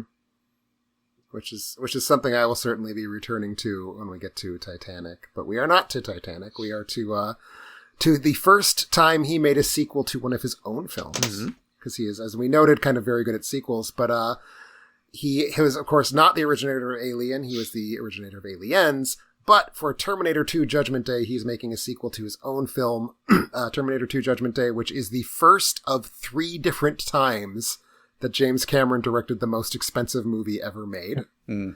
I forget how old the 3 of you are. Were any of you, like, cognizant in the world when this movie came out in 1991, summer of 1991? No, this was like 9 months after I was born. It was the dominant fact of pop culture in 1991. Yeah. It was like a wall that you just could not see over or around. Everywhere in the world was T2. We called it T2 back in those days, not Terminator 2, because that was the ad campaign. But this was, as I think is true of about a billion men my age, this was my first R-rated movie. Not in theaters, but my first R-rated movie on home video. So very important to me in that sense. But I will let someone else take the lead in talking about Terminator 2 Judgment Day, about those other elements of it. Yeah, this was also, like, it's funny you mentioned that this was your first R-rated film. I think it was also mine. I couldn't swear to that, but yeah, the BBFC ratings don't always necessarily correspond. I think I've heard this described as an R-rated movie with the soul of a PG-13 movie. Which, well, because it's all about the 12-year-old boy. Yeah, this is a 12-year-old boy movie for sure. So I'm not going to bury the lead. I feel like I have wandered into an enclave of the internet in the AE community where Terminator 2 is treated as something other than like a generation-defining masterpiece, and I want to make it clear I am not one of you. Terminator 2. It is generation defining. I don't think it's a masterpiece, but it is generation defining. I love it. I just don't think it's as good as the Terminator. Is all, like, that's where I fall in those. Well, okay. I'll caveat that I can't fully divorce myself from the sort of impact this made on me as a child, because this was this was such a big deal when I saw it when I was like 8, and yeah, this was so formative to my idea of what makes like science fiction and action movies cool, and like that's just something that has just like lodged itself in my heart ever since. I cannot divorce myself from that. So like I can Oh, it's still acknowledge the cool sort as of, hell. yeah, I can acknowledge that it's not as perfect as the Terminator, but this is the one that sort of like has my, like, this is the one that I'm writing Sure. Valentine's Day cards to. That's fair. Zev, you were gonna say something? I am very curious as to how many people saw this. I'm going to guess an overwhelming number of people saw this before the first Terminator. I was not. Probably. I was not one of them. Mhm. I actually did not see this until college, so I am very. Same, I was yeah. very late to the game on T2, but so my heart still belongs to the first Terminator. I still love this one a lot. There's a couple of things that maybe are nitpicky for me about T2, except for Edward Furlong. That is just that's like that is keeping me from full marks. That on is Terminator 2. not a nitpick. That is a genuine flaw Right, with this movie. right. He, I don't think it's Edward Furlong's fault. I don't think he's a Yeah. good child actor. I think it's a bad part. I really think it's just a straight up bad. For Yeah. one thing, it's like explicitly like a 12-year-old. Like he is almost but not quite in puberty, and Edward Furlong is clearly 15. Like he's not young enough, and it matters that he's not young enough. But also, it's he's a bad character. I don't know. I don't want to like start bitching about a movie that I do love a lot, but he's such a load bearing part of the movie, and I find it. I think I said this in my most recent log of it on Letterboxd.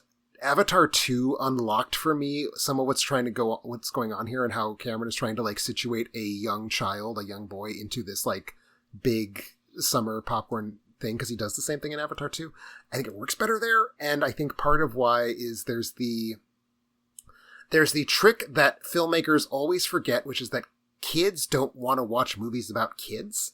They want to watch movies about teenagers and young adults, so they can like aspire to like grow into this character. They don't want to see themselves in a story. And I think that's where this backfires, is like a 12-year-old interacting with the Terminator. It just imbalances things so weirdly to me.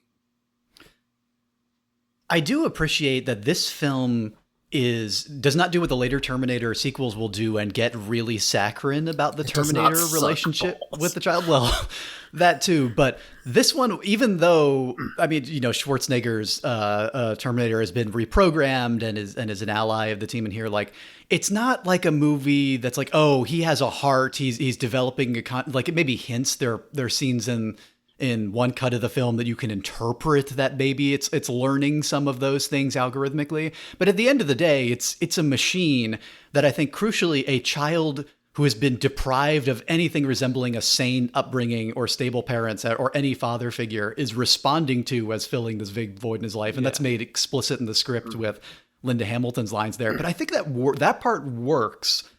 And the way that even though the score gets maybe a little bit treacly in that one particular scene, does not overly sentimentalize the robots or the Terminator himself in a way that future Terminator movies and robot movies in general will, in a way that with the last couple of years is only getting more and more obnoxious of the robots are people too a thing, these tools are beloved members of the family. This is still a movie where Arnold is a weapon of war that's been, turned over to the other side using against them. And the war in this is really good, like between him and Robert Patrick's. And I want to say before I let anyone else take a whack at that, you mentioned the voiceover where Cameron makes some things really very blunt and explicit. And again, he's writing for the groundlings, and that's fine and that's good.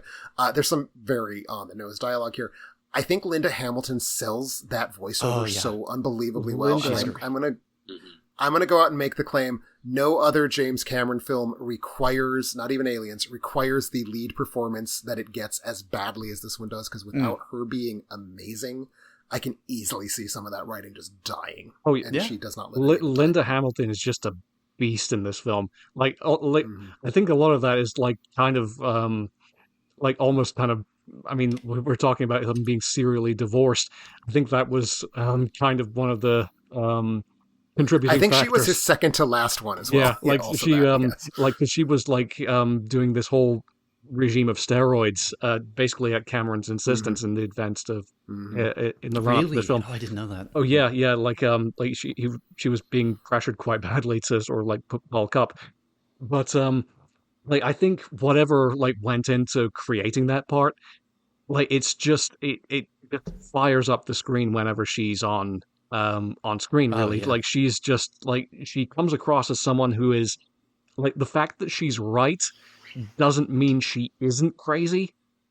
The yeah, she's just been absolutely broken by these visions of apocalypse impending and the sort of the significance of what she's been tasked with doing, and just these absolutely horrifying sequences of nuclear Armageddon, where she witnesses herself being blown to pieces, and like you get the full sense of what the sort of psychological weight and just crippling impact that has on a person. Yeah, and she is just the sort of heart and soul, and just gives the film such intensity. And Yeah, she yeah, feels dangerous in she a good feels way. she feels like someone who, like, yes, the law is after this person. You can buy that. And I think like a lot of the sort of secondary performances are matching her quite well. I really like oh God, who was it who played Miles Dyson? I don't have that to hand, but Oh, I don't have that up.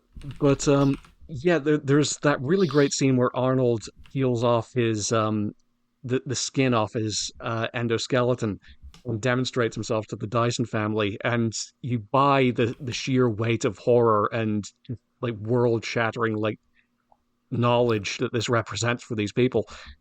And That is Oh, Joe yeah. Morton, by the way. oh, thank you. Yes, and yeah, T2 is just like that. There's so many really just well conceived emotional scenes, spectacle that always seems to be grounded in sort of an emotional reality, and the scope and the weight of what this means to the people experiencing it. And yeah, that just really resonated with me and still does. I don't want to belabor this too long. I want to keep moving forward, but I will say, we've been talking at such great length about the classically beloved character drama Terminator 2, but it's got some action set pieces in it. Oh, does it? I was about. Sure does. I was about. Sure does. I was about to say. There are certainly moments here where Robert Patrick is more terrifying than Schwarzenegger was in the first movie. Like the, Oh, just 100%, I mean the way yeah. I mean the way he like runs is just. I mean those images they just stay with you. They're just burned into your brain. His running is such a well worked out run, Mhm. and this has nothing to do with him being terrifying, but it's a Robert Patrick moment that I love. My favorite single note, like I think one of the things Cameron's very good at is grace notes, like little beats that don't do anything but kind of add just a sense of presence and flavor, and like this world is real, sink into this world, and of course that reaches its apotheosis in the Avatars. When he transforms as he's walking through the jail cell, and then he stops and he looks down, and it's because his gun that he was holding is a real gun, Yeah. so it didn't melt, so it's stuck. That is to me the best little in all of Cameron's filmography. I love that scene disproportionately.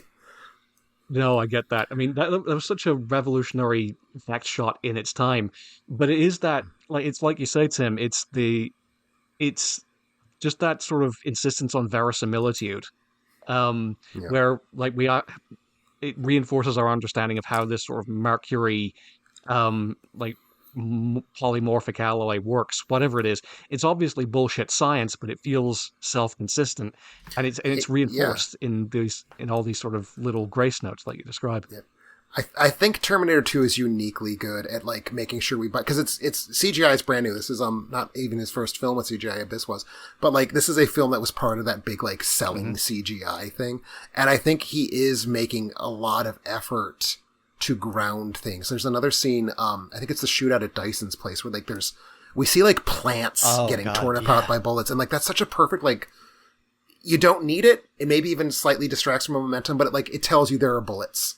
And they have an effect. I think that's such a great, great moment too. Speaking So of I think Linda Hamilton being terrifying, like the way she becomes the Terminator in that sequence, that is such a good sequence, which I had almost forgotten about until this past rewatch. Yes, yeah. But I do think, as much as I would love to spend the next 45 minutes talking about, say, the truck scene, we should move on. I want to make sure we cover the remaining films. We are now past the halfway point, though, so we're burning through. And I'm sure we all have lots to say about his follow-up, the second film he ever made. That was the most expensive film of all time, which I find confusing based on the final result. 1994's True Lies, which is the film that suffers the most from his digital tinkering, because that HD transfer looks like butt. Oh man, don't watch that. Yeah, I don't think I've seen the most recent version. I saw like a DVD copy, which is the most recent exposure I've had to it. Stick with the DVD. So we've talked so far about like Cameron's very sort of sincere emotionalism, and I think that's sort of why True Lies is probably my least favorite of like the true Cameron films, like Piranha 2 notwithstanding, because it does feel like the emotional relationships seem to come from quite a cynical, like I've heard, like, I think it was Lindsay Ellis, the YouTuber who I heard describe it once as like a proto Michael Bay movie, and I've heard that. Yeah, like I felt like that hit it on the head. Yeah, it including feels... the way the action scenes are cut. Sorry, continue. No, go ahead. I thought of Michael Bay immediately when I saw it for the first time the other night, actually, on DVD, which my partner happened to have still, so we could watch it unmolested. This movie has some incredible action sequences, mostly in terms of their expense and the size of the explosions, and some really awe-inspiring destruction. But the fights are unbelievably choppy, like Michael Bay style in the bathroom. Like there are times where in the course of like a single motion of Schwarzenegger slamming a guy into a toilet stall or into a urinal, the camera will cut probably 4 times in 2 seconds. It feels like, because it does not seem like there's confidence in the shots and in the footage there, and maybe the fight choreography is.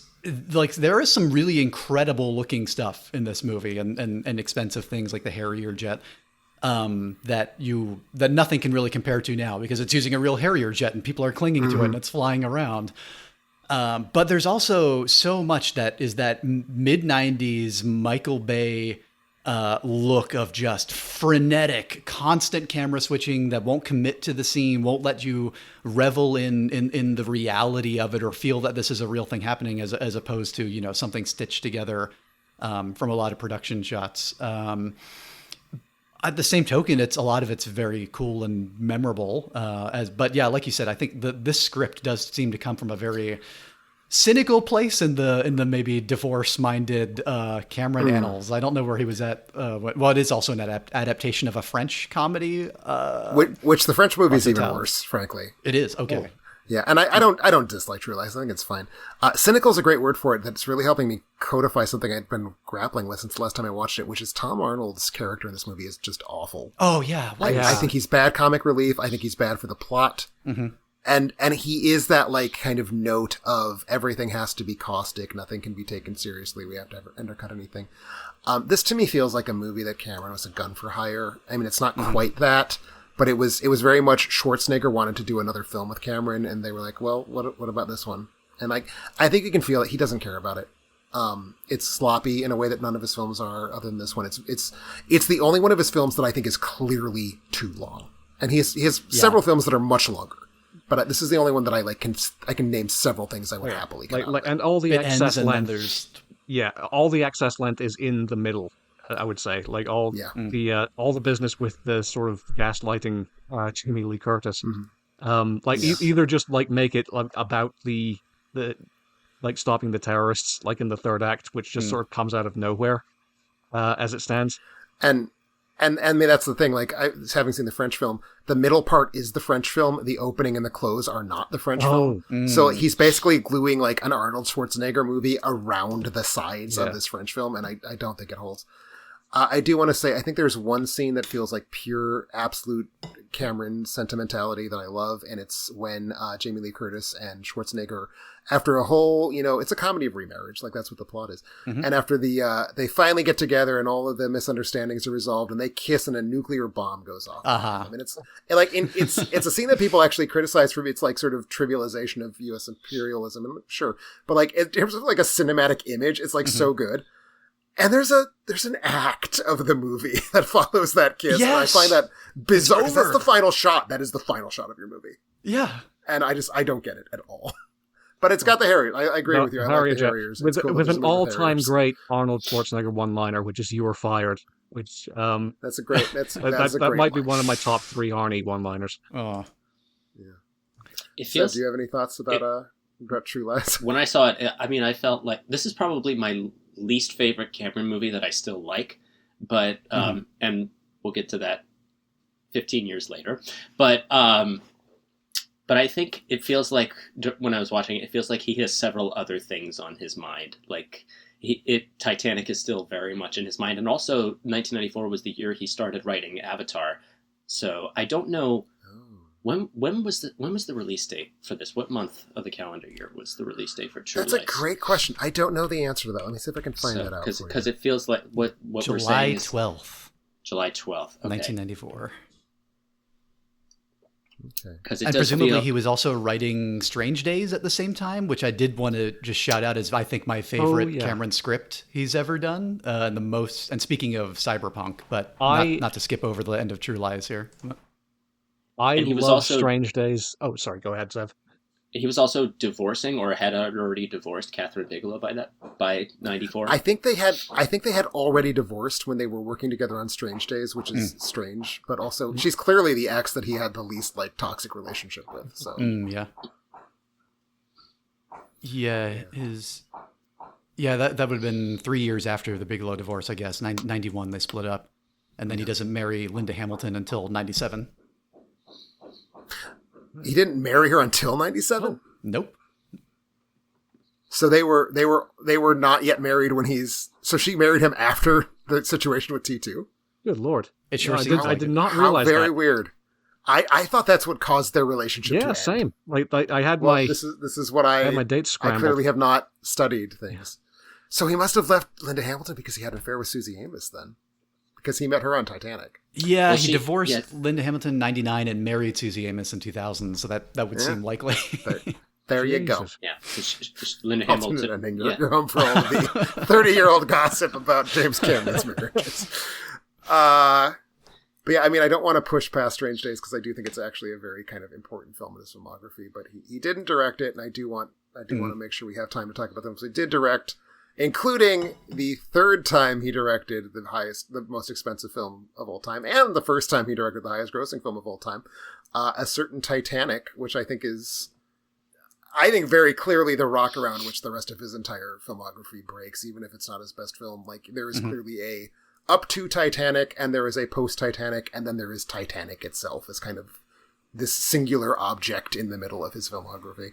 Or much towards the end of his filmography, because one of the things that changes is it now takes him 12 years to make a single film. But, Titanic. How do we feel about Titanic? It's Titanic. I don't know. This is actually this is an interesting point because now we actually are arriving at the films that I remember coming out. Because I remember Titanic like you described T2 at the time, Tim.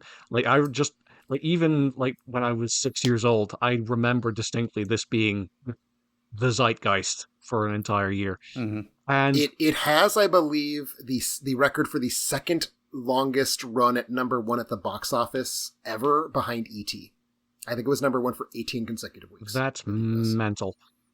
This is actually something like this is just sort of a thought that's been percolating through my head ever since The Way of Water came out, which is I feel like James Cameron is almost pushing for a sort of future for movies in theaters that resembles more like Broadway shows than we think of. We think of movies being in terms of massive opening weekend. They drop off maybe 60, 70, 80% after the first weekend and continue to do so. Like his movies don't really do that. They have this sort of like prolonged tale where people are just sort of going out and seeing them weekend after weekend after weekend for weeks and potentially months at a time. And when I think of that sort of comparison to, I don't know, Broadway shows, like, people go out to see Phantom of the Opera consistently running for however long that show ran on Broadway. Like, that feels like the sort of register that he's aiming for with his movies, just having them be these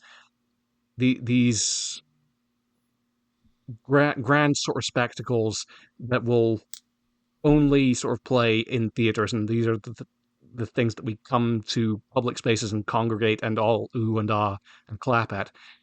And I think Titanic is really sort of the moment that vision of cinema kind of really came into full bloom. Interesting, yeah. It is very interesting that this directly followed up True Lies, because after you have a film of so much cynicism, here you have such a sweep of sentiment and sentimentality here. And people have knocked it for its saccharine for so long. I may have been guilty of that at one point. But I think when I think of Titanic and when I think of the two Avatars, this is real. There's a certain mysticism about Titanic. There's an aura about it that is just so, it's kind of seductive in a way that that other movies just don't, that many other directors just cannot get a grasp of. And I'm not sure if that's just his aim for near perfect attention to detail in production design and relying on as little CGI as possible. But there is something incredibly mystical about Titanic in that way. And it's almost, I feel like it's almost illegal to hate Titanic now, in a way. As someone who did in 97, it is the opinion I most regret. Yeah. Honestly. That are hating Fifth Element, but I was a dick when I didn't like this movie. Oh, sorry. Go ahead, Sav. Sorry. Well, both times I've seen Titanic, I've never hated it. I think I may have developed that opinion for many years the first time after I saw it, but then I saw it again, and I was like, no, I absolutely do not hate this. Like, I think he was famously blasted by Kenneth Turan about cliche and about writing. I forget exactly what the critique was, but I think Cameron said in rebuttal that he was drawing more on archetype, and I think that's very true in Titanic. Titanic is a movie that made me reevaluate my understanding of what good screenwriting is, because it has thin characters, it has poor dialogue, but if it doesn't have a good screenplay, then what is a good screenplay? Because it is such a perfect version of the story it is telling. It is, again, he's making movies for an audience, and I think that's something that's very easy to lose track of. A lot of people are making a lot of people make movies for other filmmakers, they make movies for critics, they make movies for themselves. James Cameron wants everyone on the planet to see and love Titanic, and somehow he got that. He got his wish. But he's making movies for the absolute broadest possible audience, so he's going to use these archetypal emotions, he's going to use these archetypal characters. I have come to greatly admire the screenplay for Titanic. Do we need the modern day framing device? That's the hang up I have. I had a friend make an argument defending it that I have not been able to shake. If you don't have the framing device, it is not a 3-hour plus historical epic, and it needs to be a 3-hour plus epic, so we need to have lots of extraneous stuff. And it's because Titanic does need to be 3 hours long. You need to feel the weight of it. And it needs to have the framework so you can feel like you're plunging back into history. And it's I get it. Well, if we think about the character who finds the wreckage, he's extremely cynical at the beginning, and then once he's heard Rose's story, he's just an emotional wreck by the end of it. And that's I almost kind of see that as James Cameron's journey from after True Lies through the making of Titanic. He's almost a completely different person. Because one of the things he's talked about, I've watched. We're not going to go into the billion documentaries that exist in the 12-year gap between Titanic and Avatar, but he made a lot of movies about underwater exploration, about Titanic specifically. And he admits in one of them he made Titanic because it gave him an excuse to do like filming on the location of Titanic, and he didn't really care about a story. He just wanted to go down to the Titanic and film it, and he kind of fell in love with the story while he was concocting it that way. But so without the framing narrative, the movie doesn't exist, because that is what got him fair attached enough to the project. But I don't know, I kind of agree with you, Zev. I think part of it is that like it's an old-fashioned movie. I would kind of wrinkle what you said a little bit about it being, Andrew, about it being kind of like the first time he's doing this big Broadway style thing. I think it's the first time he's making a capital M movie. This is a big Hollywood beast. It's looking back to Gone with the Wind. It's looking back to the 60s. And I think he's basically telling us this is super old-fashioned, and I'm going to contrast the old-fashioned bits with something brand new. Like, look at all this tech. Look at these submarines. Yeah. And now we're going to do the like most old-fashioned, corny sets and costumes, and we don't even care. It's going to be just like old-fashioned things. So I don't know.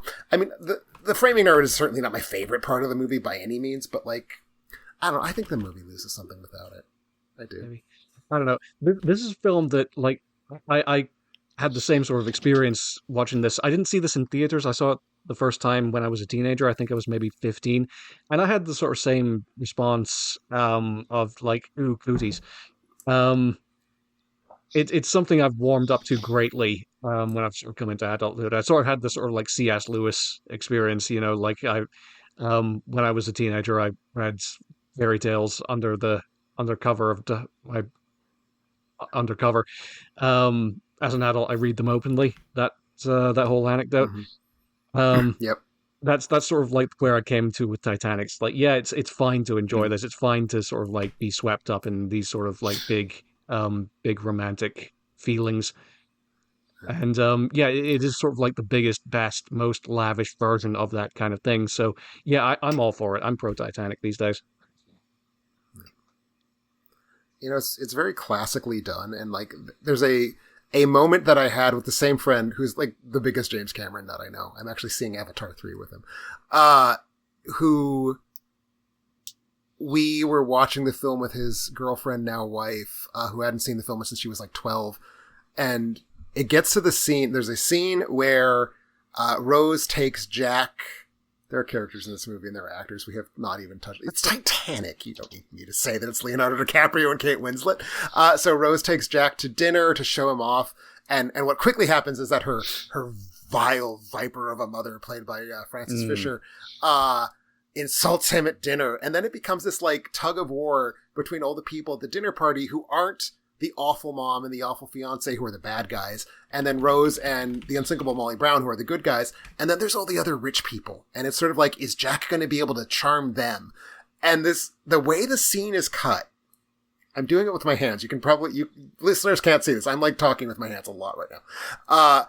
It's like this really carefully balanced. Is it a 2-shot or is it a single? Is it on the left side or is it on the right side? What's the, like, where are we on the 180 line? And my friend and I started like pointing at the screen and hooting and hollering like monkeys because we got so excited by how like perfect the editing was and how it like controlled our understanding of what the dynamics are. His girlfriend is looking at us like we're having the collective stroke here. But that to me is like, that's what really unlocked Titanic for me, was that time I watched it with him and being like, every scene in this has like, you could teach it, and I have. You could teach the editing of every single scene in this movie because it is so carefully classical. It is such a, we are going back to the heart of studio era Hollywood. We are going to make something that is just a very perfect version of something that is very conservative. I mean, it's not pushing anything. I mean, tech-wise, sure, but like, I don't know. I love Titanic. I stopped worrying and learned to love Titanic. Yeah. Is sort of my story as growing into adulthood. I love your C.S. Lewis story. That's exactly correct. The time, there's a time to put away childish things, and that includes the desire to be seen as a grown-up. 100%. I believe is the quote that I'm familiar with. Yeah. That's the one. Yeah. Thank you. I didn't have it to hand, but that's the one I was thinking of. Yeah. It took me a moment to dig it up, but yeah, I just read it like a couple weeks ago, so it was in there, not too deep. But yeah, right there with you. Where do you land on the guy bouncing off the ship's rotor? Again, he's making movies for the groundlings. Sometimes you have to throw something in to make the groundlings laugh in a very unpleasant way. Yeah, I like it. It's funny. Again, yeah, like I'm there violent. with you. It activates something in the sort of lizard part of the brain. It underscores the the scale and the violence. It's so sudden. It's so horrible. It's shocking. And I think I laugh because it's shocking. I think you need something to underscore, like, just the number of ways the ship can now kill you. Yeah. No, that's a good way of putting it. Yeah. You laugh at it, but you feel horrible that you are laughing at it. Exactly. Again, I think you laugh in shock. I laugh in shock. Maybe there are people who laugh because they think that the guy's funny. So Titanic happens, huge deal, biggest movie of all time, in a number of different ways, like the money it made, but also just the fact that for, again, 6 months, it was like the only film anyone saw in theaters. And then comes a very long break before Cameron directed his next film, during which time he made just so many... He directed 3 documentaries, which I don't think we're planning on talking about unless anybody has seen them and wants to, like, say anything. They're fine. All 3 of them are I'm the guy who does submarine documentaries now movies, which is so is a lot of the other stuff. He became, I think in this window, it might have actually been after Avatar, he became a quote-unquote explorer in residence at the National Geographic Channel.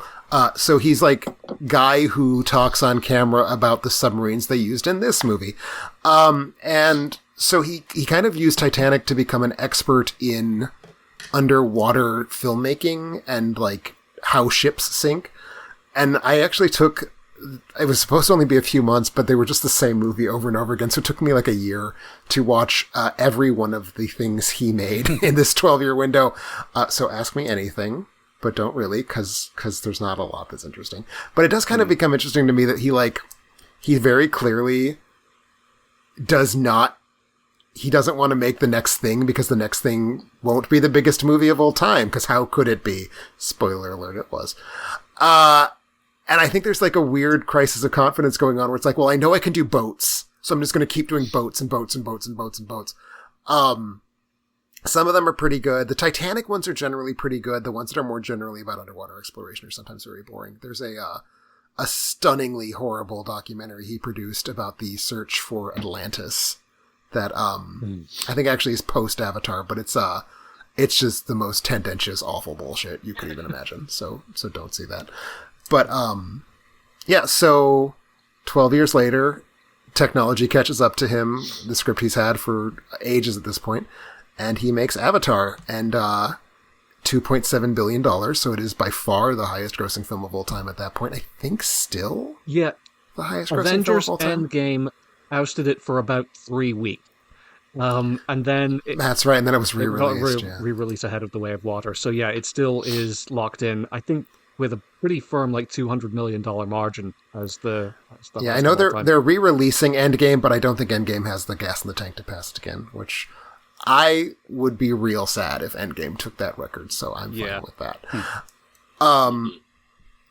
But also the film that creates a multi-year fad for 3D, the third 3D fan, and I think the one that lasts the longest because it's the highest quality technology.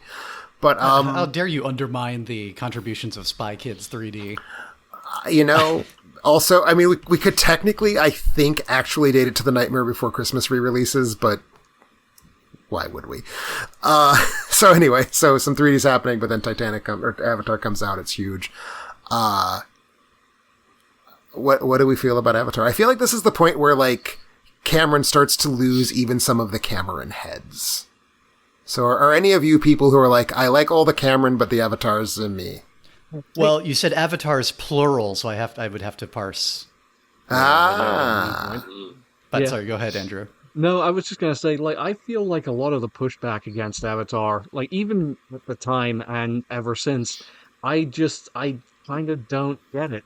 Is it just sort of like a knee-jerk reaction to a film with a lot of CG in it? Like, is that sort of a dog whistle that we've learned to respond to? It cannot possibly be, because it's the 2020s. That was the thing. I mean, I was, a jaded 19-year-old when this movie came out and kind of just starting to, like, really realize, I really like movies beyond that I just grew up, watching the ones we had all the time.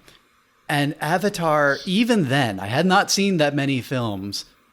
It was beautiful, and I was impressed with, like, oh, wow, this is by far the best use of 3D I've ever seen in a film in theaters, like Country Mile. And it's like, fantastic, gorgeous, colorful planet. I thought the script was so hackneyed and old and boring and like a retread of better films at the time. I thought the dialogue sucked for the most part. I was very, like I give it like 3 stars, I think, at the time. Like I enjoyed the experience. It was fine. I wish the screenplay were better. But it's a beautiful movie, and I would have extremely different feelings, as it turns out, about the next one once we got there. And I've yet to go back and reevaluate how I feel about the first, which I saw maybe 4 times because this was the movie that everybody bought on Blu-ray, and every single tech store in the world was using to show off what HD TVs could do for the next 10 years, right? Yeah. And it was also, as someone who bought a 3D TV, this is what they packed in with the 3D TV, so you had something to play. I have a bit of an anecdote about going to see Avatar for the first time, which was my parents and my sister all took a trip through to the Glasgow Science Centre, which is the biggest IMAX screen in Scotland. And this was in December of 2009, which was one of the heaviest winters in the history of, certainly in my lifetime. And we got there, watched a 3-hour movie, came out. It was essentially like a whiteout blizzard. We were trying to drive home, and the snowplows were not able to keep up with the snow that was falling, and we ended up getting lost on our way back from Glasgow, which was the whole experience of seeing Avatar the first time is sort of bound up for me in the experience of having this adventure almost, this day out. And that's sort of become sort of part and parcel of the experience of Avatar and the Avatar movies in general now, is like they're things you block out a day for. Like they're calendar items. And like you say, the scripts, like I wouldn't say this. I find the script boring. I think it is blunt. I think it is archetypal. I think. Would you say you find Sam Worthington boring? I think Sam Worthington is kind of boring. I don't. I have my issues with it. I don't think the lead actor is particularly compelling. I think the sort of analogies to like Native American culture are too direct to sort of like work as science fiction. But just the sort of the theatrical experience of it sort of washes a lot of those complaints away for me. He certainly gets a lot better in Way of Water. I would say so. Yes, certainly. His performance is way better in the sequel. I think his character's more interesting in the sequel. Oh yeah. Andrew, you were going to say something. My sort of... Oh. Andrew? No, I was just going to say, I think there are performances in there I like. I think Zoe Saldana is really good. I think Stephen Lang is fantastic. I think he's like an actually pretty iconic villain, especially the way that he got consolidated in the sequels. Like he's playing this really sort of good old boy, sort of down home. Like he's sort of like this ingratiating, almost father figure to Jake. But you also get a sense that he is genuinely dangerous and this really hawkish warmonger in a way that's reads kind of genuine in that like larger-than-life archetypal register. Like he surely would have been Ed Harris 10 years earlier, right? Oh, definitely, yeah. Cameron made the movies in the 90s. For sure.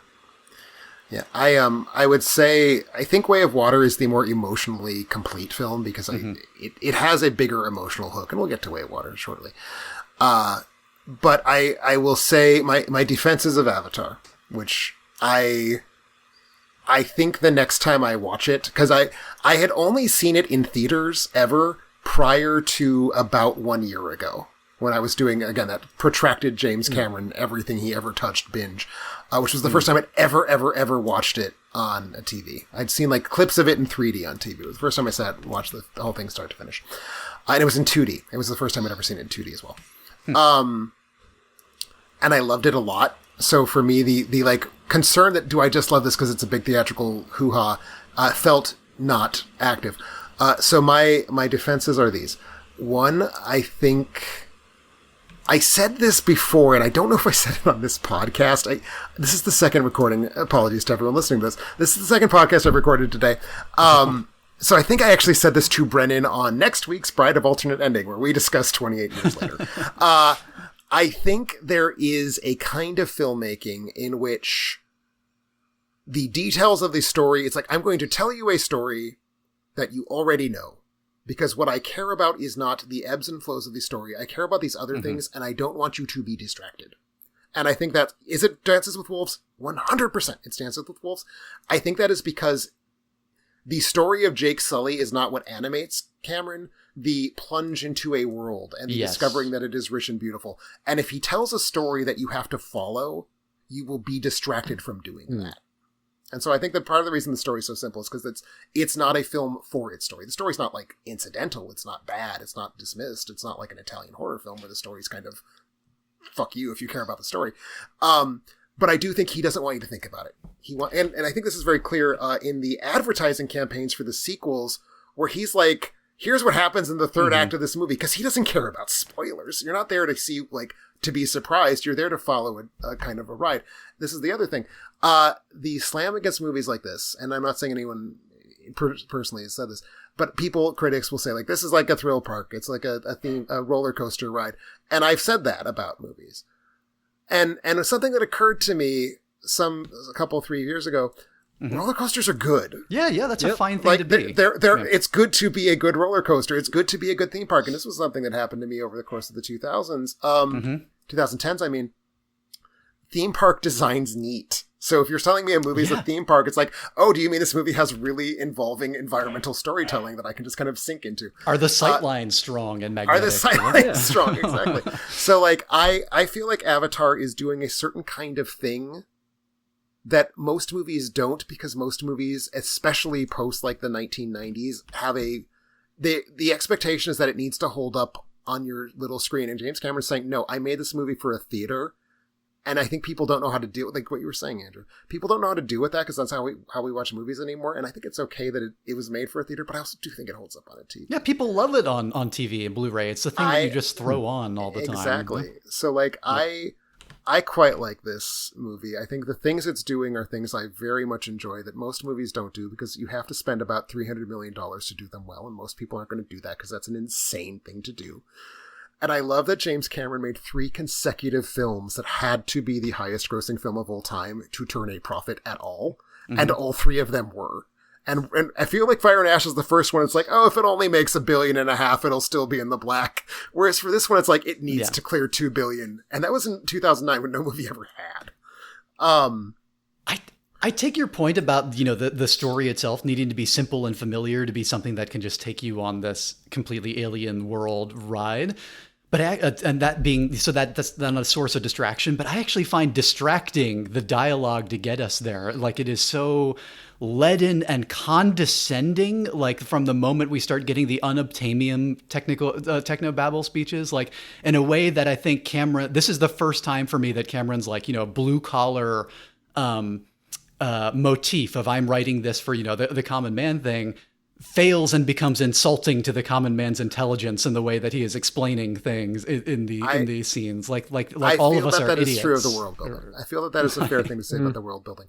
I will say, in defense of the dialogue writing, the last 2 times I saw the film, I saw it in theaters before Way of Water, and then when I watched it at home last year, there's a runner that seems like it's nothing at all, where the greeting that the Na'vi have is "I see you." Right. It's just like sort of, it's like flavor text. Really. It's nothing. And then at the end of the movie, the first time that Neytiri sees Jake as Jake and not as Jake's avatar and says, I see you, I started like bawling my eyes out when I saw that at IMAX. So I do think I'm going to push a little tiny bit. I think that piece of dialogue writing works. I think you're right. I think that the exposition sucks, although I do think it's cheeky to use the word unobtainium, and I like it. Sure, I find myself using it all the time now too. It's just become like it predates the movie. Like, unobtainium is another word for MacGuffin, predates Avatar. Oh, okay. Yeah. I was gonna. Yeah. Sorry. Go for it, Andrew. No, go for it, Zev. I had nothing. Oh. Well, I was gonna say, in criticism of the dialogue, for me, it enables so much of what we heard in the MCU, and so I will always knock it for that. And I think that the blue collar kind of works. The blue collar dialogue only works when we're not in the world of Pandora. Obviously, we hear it less in the world of Pandora, but for me, it's still something that kind of takes me out of the movie. Like, I still think about the helicopter flight scene where we hear Michelle Rodriguez say some blue collar like dialogue. It's something that could easily be heard in the Avengers, and it kind of takes me out of the movie a little bit. And I think that, I don't know. I mean, we've harped on the dialogue so much, and we've harped on the thin character writing a little bit. I do love that Neytiri Jake moment at the end. I see you. I see you. That's great. So I am still 3 stars on it because it almost feels a little too easy. I mean, I want to love it, but there's something that is still nudging me in my side, telling me I can't. Maybe one day I will be courageous enough to. I think there's a realistic possibility that the next time I watch it, which might be very soon, I might be giving it 5 stars. So if that can help you nudge in, even up to 3.5 stars. I will sort of split the difference here. I have it firmly at 4 stars, and I have done for a long time. Big part, like I hear what you're saying, Zev and Caleb, about the sort of exposition. Yeah, a lot of it is kind of clunky, and it takes me out at the moment. Big sort of compensating factor for me in Avatar, actually both Avatar movies, the action shreds. The last half hour, the final battle sequence in Avatar is about the aerial battle is about the best version of the sort of like CGI, like epic scale warfare, like the sort of thing we saw in like any number of movies in the 2010s. This is the best version of that you can do, in my opinion. It's so well composed. It's like there are so many of these dynamic, like well storyboarded shots of the Na'vi just like swooping in and like having these arrows piercing through the quad rock, the copter cockpits. I mean, and this is kind of what I really was getting at with Titanic. He is very concerned with being legible. Like, James Cameron's priority is that everything is clear. And that's a skill that I think has been... It was easy to take for granted when that was the main thing every director cared about, and we don't have it anymore. And James Cameron still is that filmmaker, and that is, I think, part of why I cherish the Avatars as much as I do. Because, like, I mean, compared to, like, any Marvel film, which have their, like, just Cuisinarted to death action sequences, like, the action sequences in Avatar are beautiful to look at, I think. Yeah. And not, like, in the sense of beauty, like, just in the sense of, like, I'm following the sight lines, I'm following the action, it all makes sense. Yeah, there's just, like, there's intentionality behind every shot and every motion. And I think that, like, it's easy to take for granted until you don't have it, and that's what really stuck out to me the last time I rewatched it. Yep. I wasn't planning to rewatch it before the new one, but y'all talking about it, I'm like, okay, I'll go back and give it another shot. It's been about a decade or more, probably, since the last time. So. Take this for what it's worth. If not now, when? Yeah. Go ahead, Seth. Take this for what it's worth. This was the first Red Letter Media Mr. Plinkett review I saw, even before his Star Wars prequels review. Okay. So take that for what you will. I enjoy how well those reviews deconstructed the storytelling issues with the prequels. I do think that they run... And of course I think this. I think that they make the mistake of saying that all good movies are good scripts and all bad scripts are bad movies. And as someone who has actually kind of come around on specifically The Phantom Menace as like just a very rich piece of visual storytelling with a trash fire of a script. Yeah, it looks good.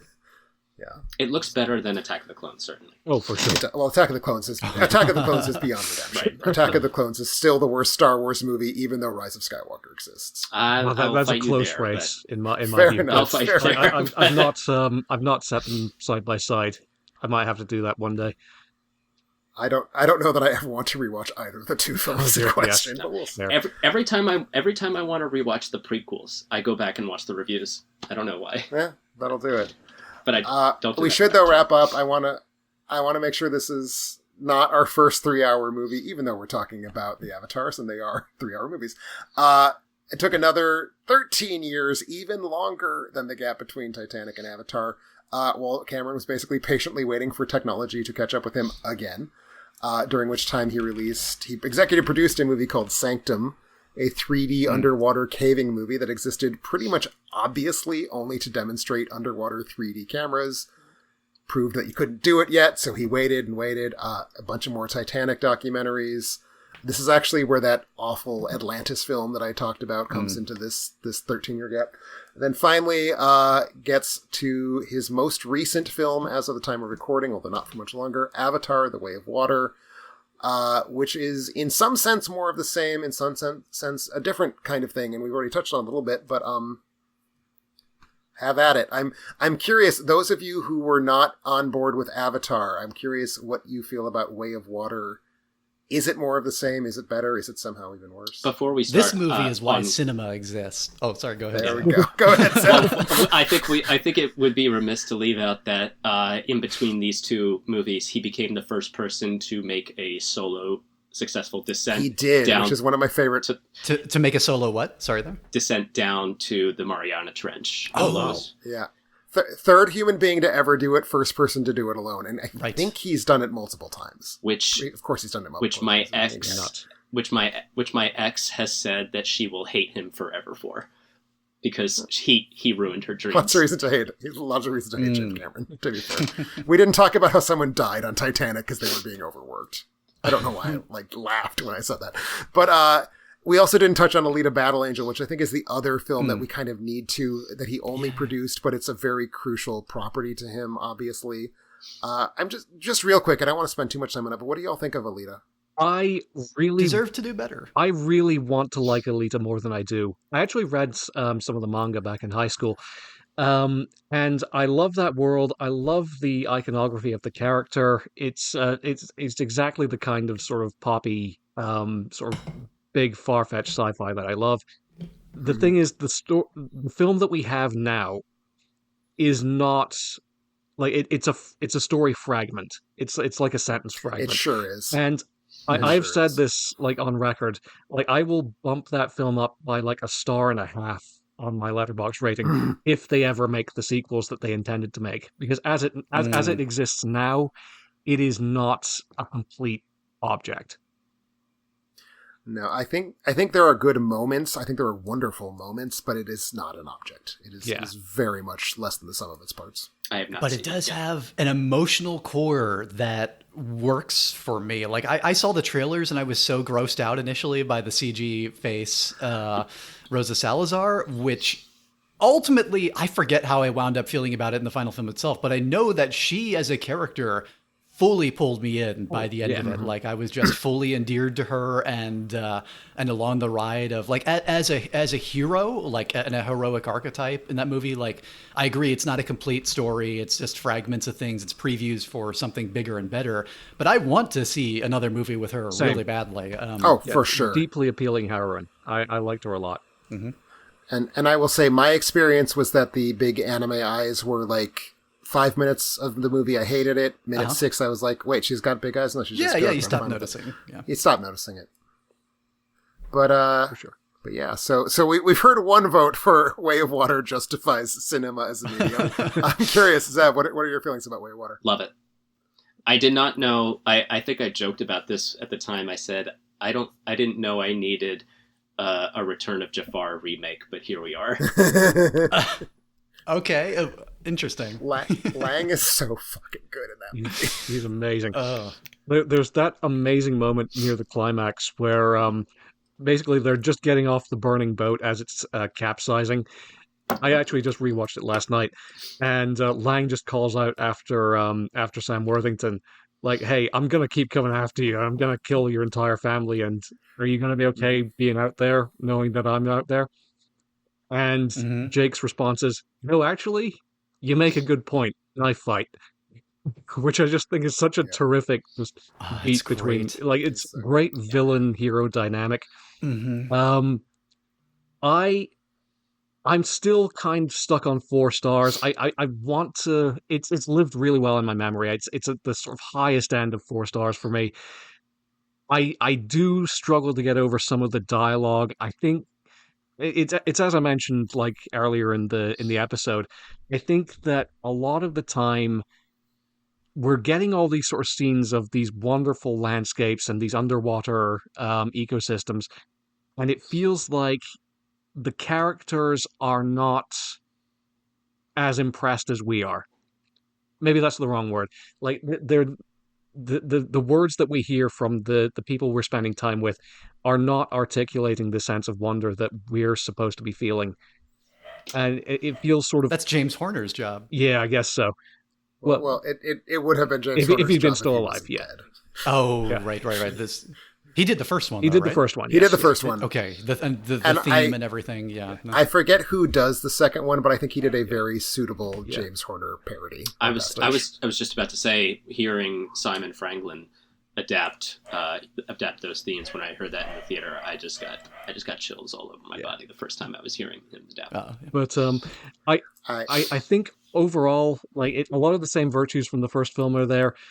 I think it has the benefit of being sort of bigger and weirder. Like we've had a chance to sort of like ingratiate ourselves into this setting, and we're now we're able to sort of do some sort of freaky and fun stuff with it. Like we're able to introduce the sort of recombinant avatars, and the kid who's grown up among the Na'vi, and it feels more like a specific setting now.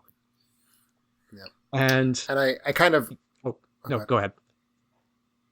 I was going to say, I kind of alluded to this when we were talking about T2. To me, Spider in Avatar 2 is the good version of John Connor, because it's like, hey, 12-year-old boy, imagine that you're in this world, because it's not about you. You're not the protagonist. You're just some weird kid on the sidelines while the story is happening over here, which I think works better. And Andrew, and the other kids are so good too. Like the family drama that unfolds in this. This was the emotional core I was missing in the first one, among other things in here. I care so much more about these characters and their struggles and their overall goals than I do about anything the humans are doing in the first movie, I think. Partly because they're anchored in a more sympathetic way to begin with, but watching these kids grow up and deal with the conflict of their parents and... Yeah, also, maybe it's also the fact that the first Avatar movie I think looks great, but it looks like a really good animated movie.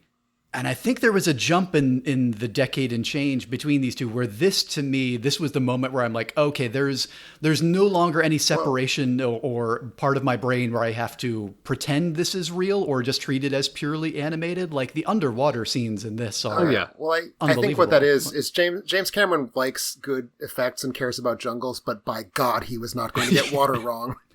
Zev, you were going to say something. Well, Andrew, you had said that the characters were not quite as amazed with the world around them in this one. My first question, though, is what about the squirt and the whale? Okay, yeah, that's true. I hope you all got it. It's wild to me that they managed to make a whale like read on screen as such a sympathetic character. The shot reverse shot between the one kid, I don't remember the two boys' names, but the one, Jake's one son, and the whale's eye, and that's a shot reverse shot, and that it is so rich to me is like, this is insane. This works at all. This should not be working. Loa, I will not be apologizing for that the joke. whale's name is Payakan. The whale is Payakun. The whale I know. Yeah. I have the Lego of the whale. Again, just top-notch climax. The last hour just like moves like a goddamn freight train. It's incredible. The fact that he restages Titanic as the climax to an Avatar made me want to like start screaming with joy the first time I saw this in theaters. Best I gotta go ahead. Best action scene since Fury Road. It's so good. It's so good. I need to think about that because there's a lot of John Wicks that erases, but it's really good.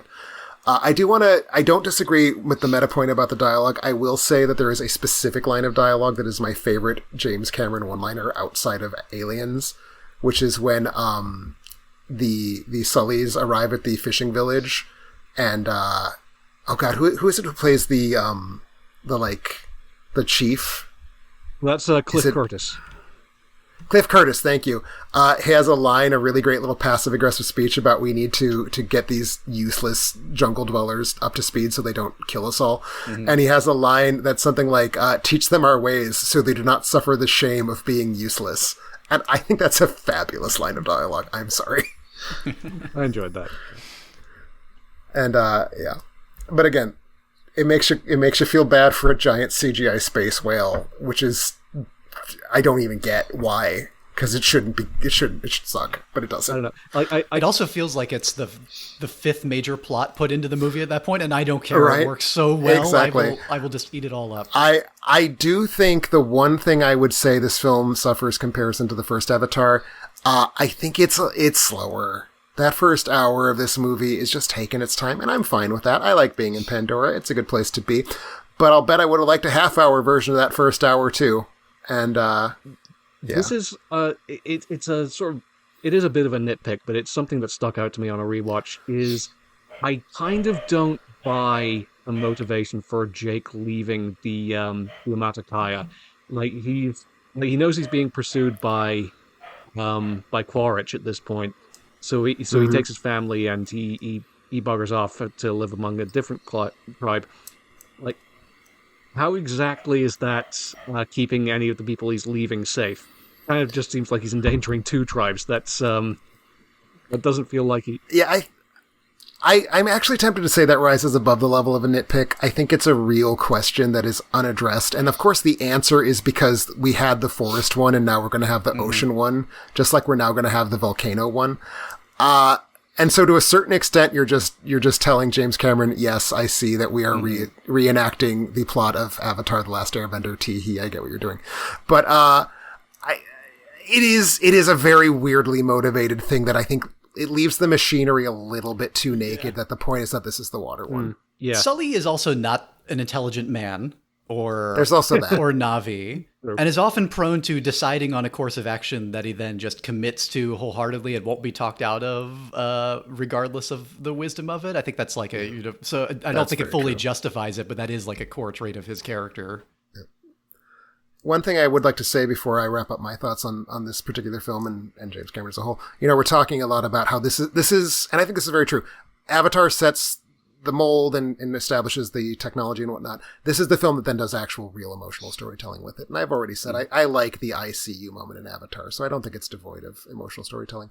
But I love, in a world where we've had Infinity War and Endgame and a bunch of other films of that sort, this gigantic $2.2 billion grossing CGI epic at 3 hours and 15 minutes about going to another planet, and there's whales and there's gliders and there's God knows what. The stakes are a dad is going to punch the guy who tied his daughters to a pole, and those are the stakes. And I guess also killed his son, but who cares about the son? The daughters are where it's at. I love that those are the stakes. I love that the stakes are a mad dad is punching the guy who is bad to his kids. And that's it. And I think that reduction, I think there's this bloat that's happened in the last 15 years of popcorn cinema where it's like, if the stakes aren't at least like 3 universes, they're not high enough.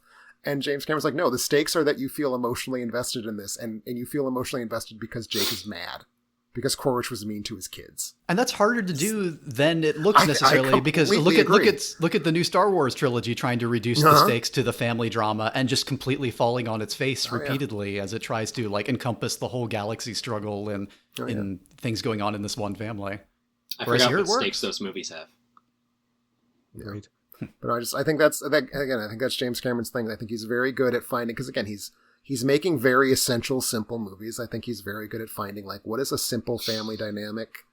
And I think it's what goes back to Aliens, really, is that he's good at these little character beats, which is what's interesting because we care about people and we don't care about universes, which that's just real. So, and even that it's, honestly, I'm biased here, but the fact that it's a big family, we don't get enough big families in movies with like numerous kids and their dynamics and places between each other, the struggles of making new friends when you move, and some of the siblings are finding their new way there and the others are feeling left out, and the whole dynamic of the family is switched up. Like that's rich for drama in a way that doesn't get mined a lot in popcorn movies.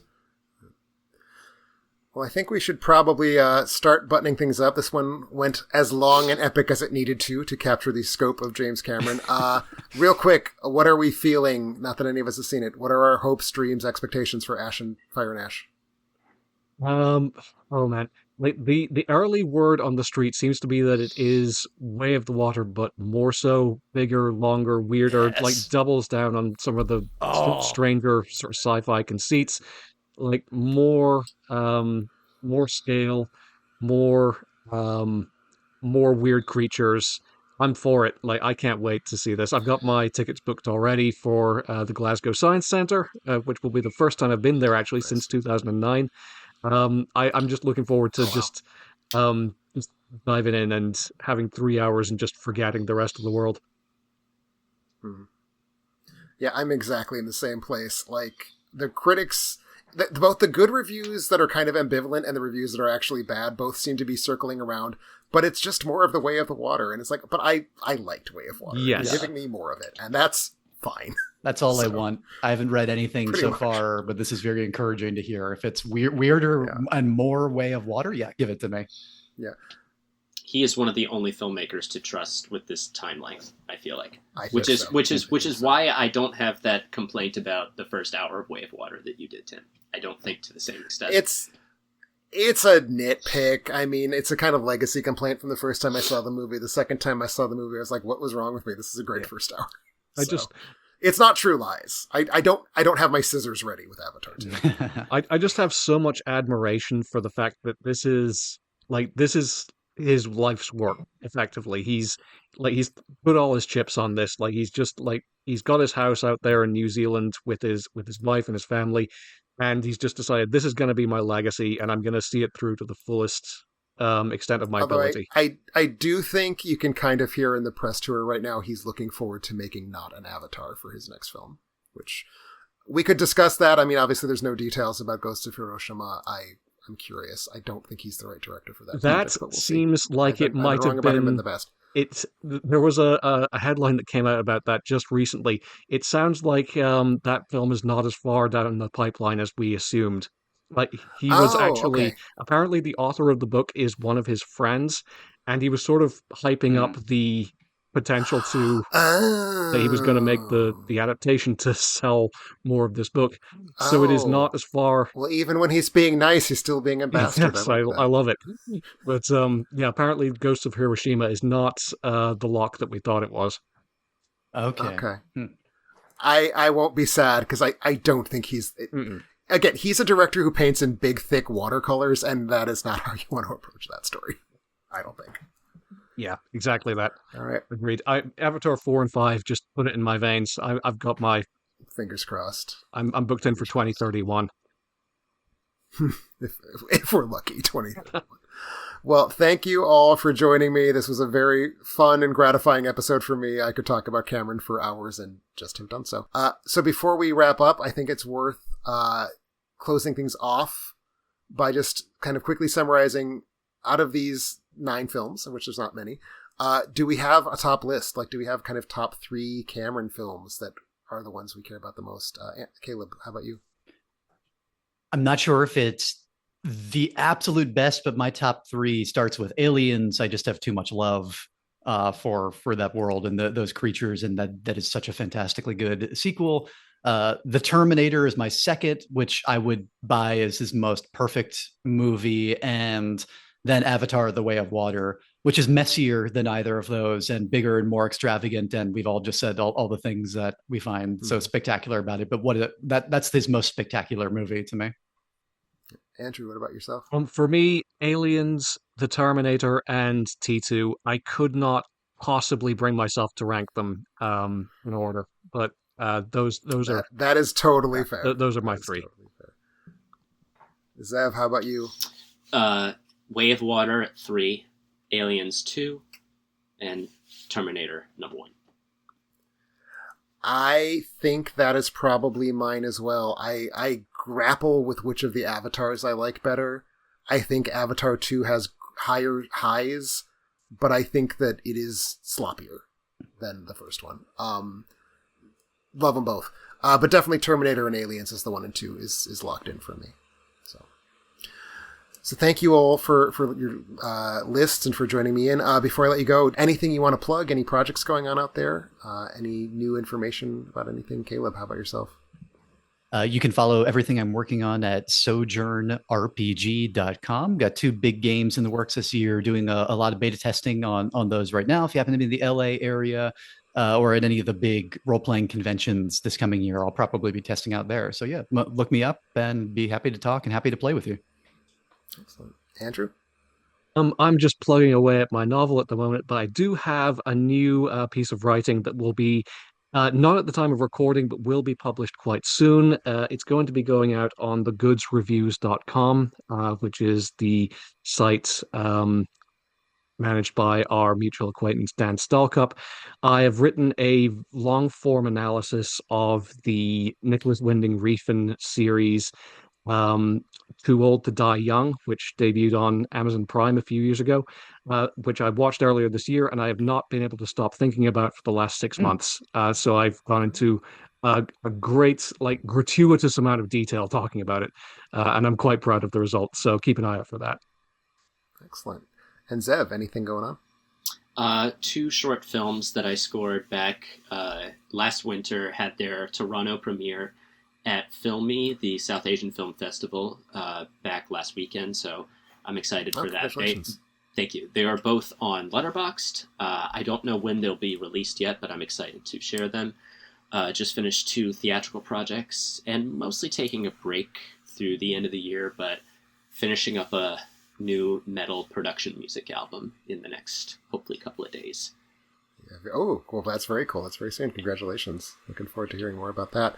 And I'm Tim Brayton. You can find my reviews on Letterboxd. You can find fewer reviews, but written at greater length right here on alternatending.com. I am getting back into new movies, so if you have tired of me writing reviews of classic films and slasher movies, the month of December should be good for you.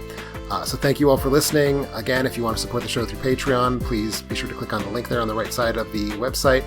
And we will talk to you next week. Brennan and I will be returning with Bride of Alternate Ending and the 2025 zombie film 28 Years Later. Check it out.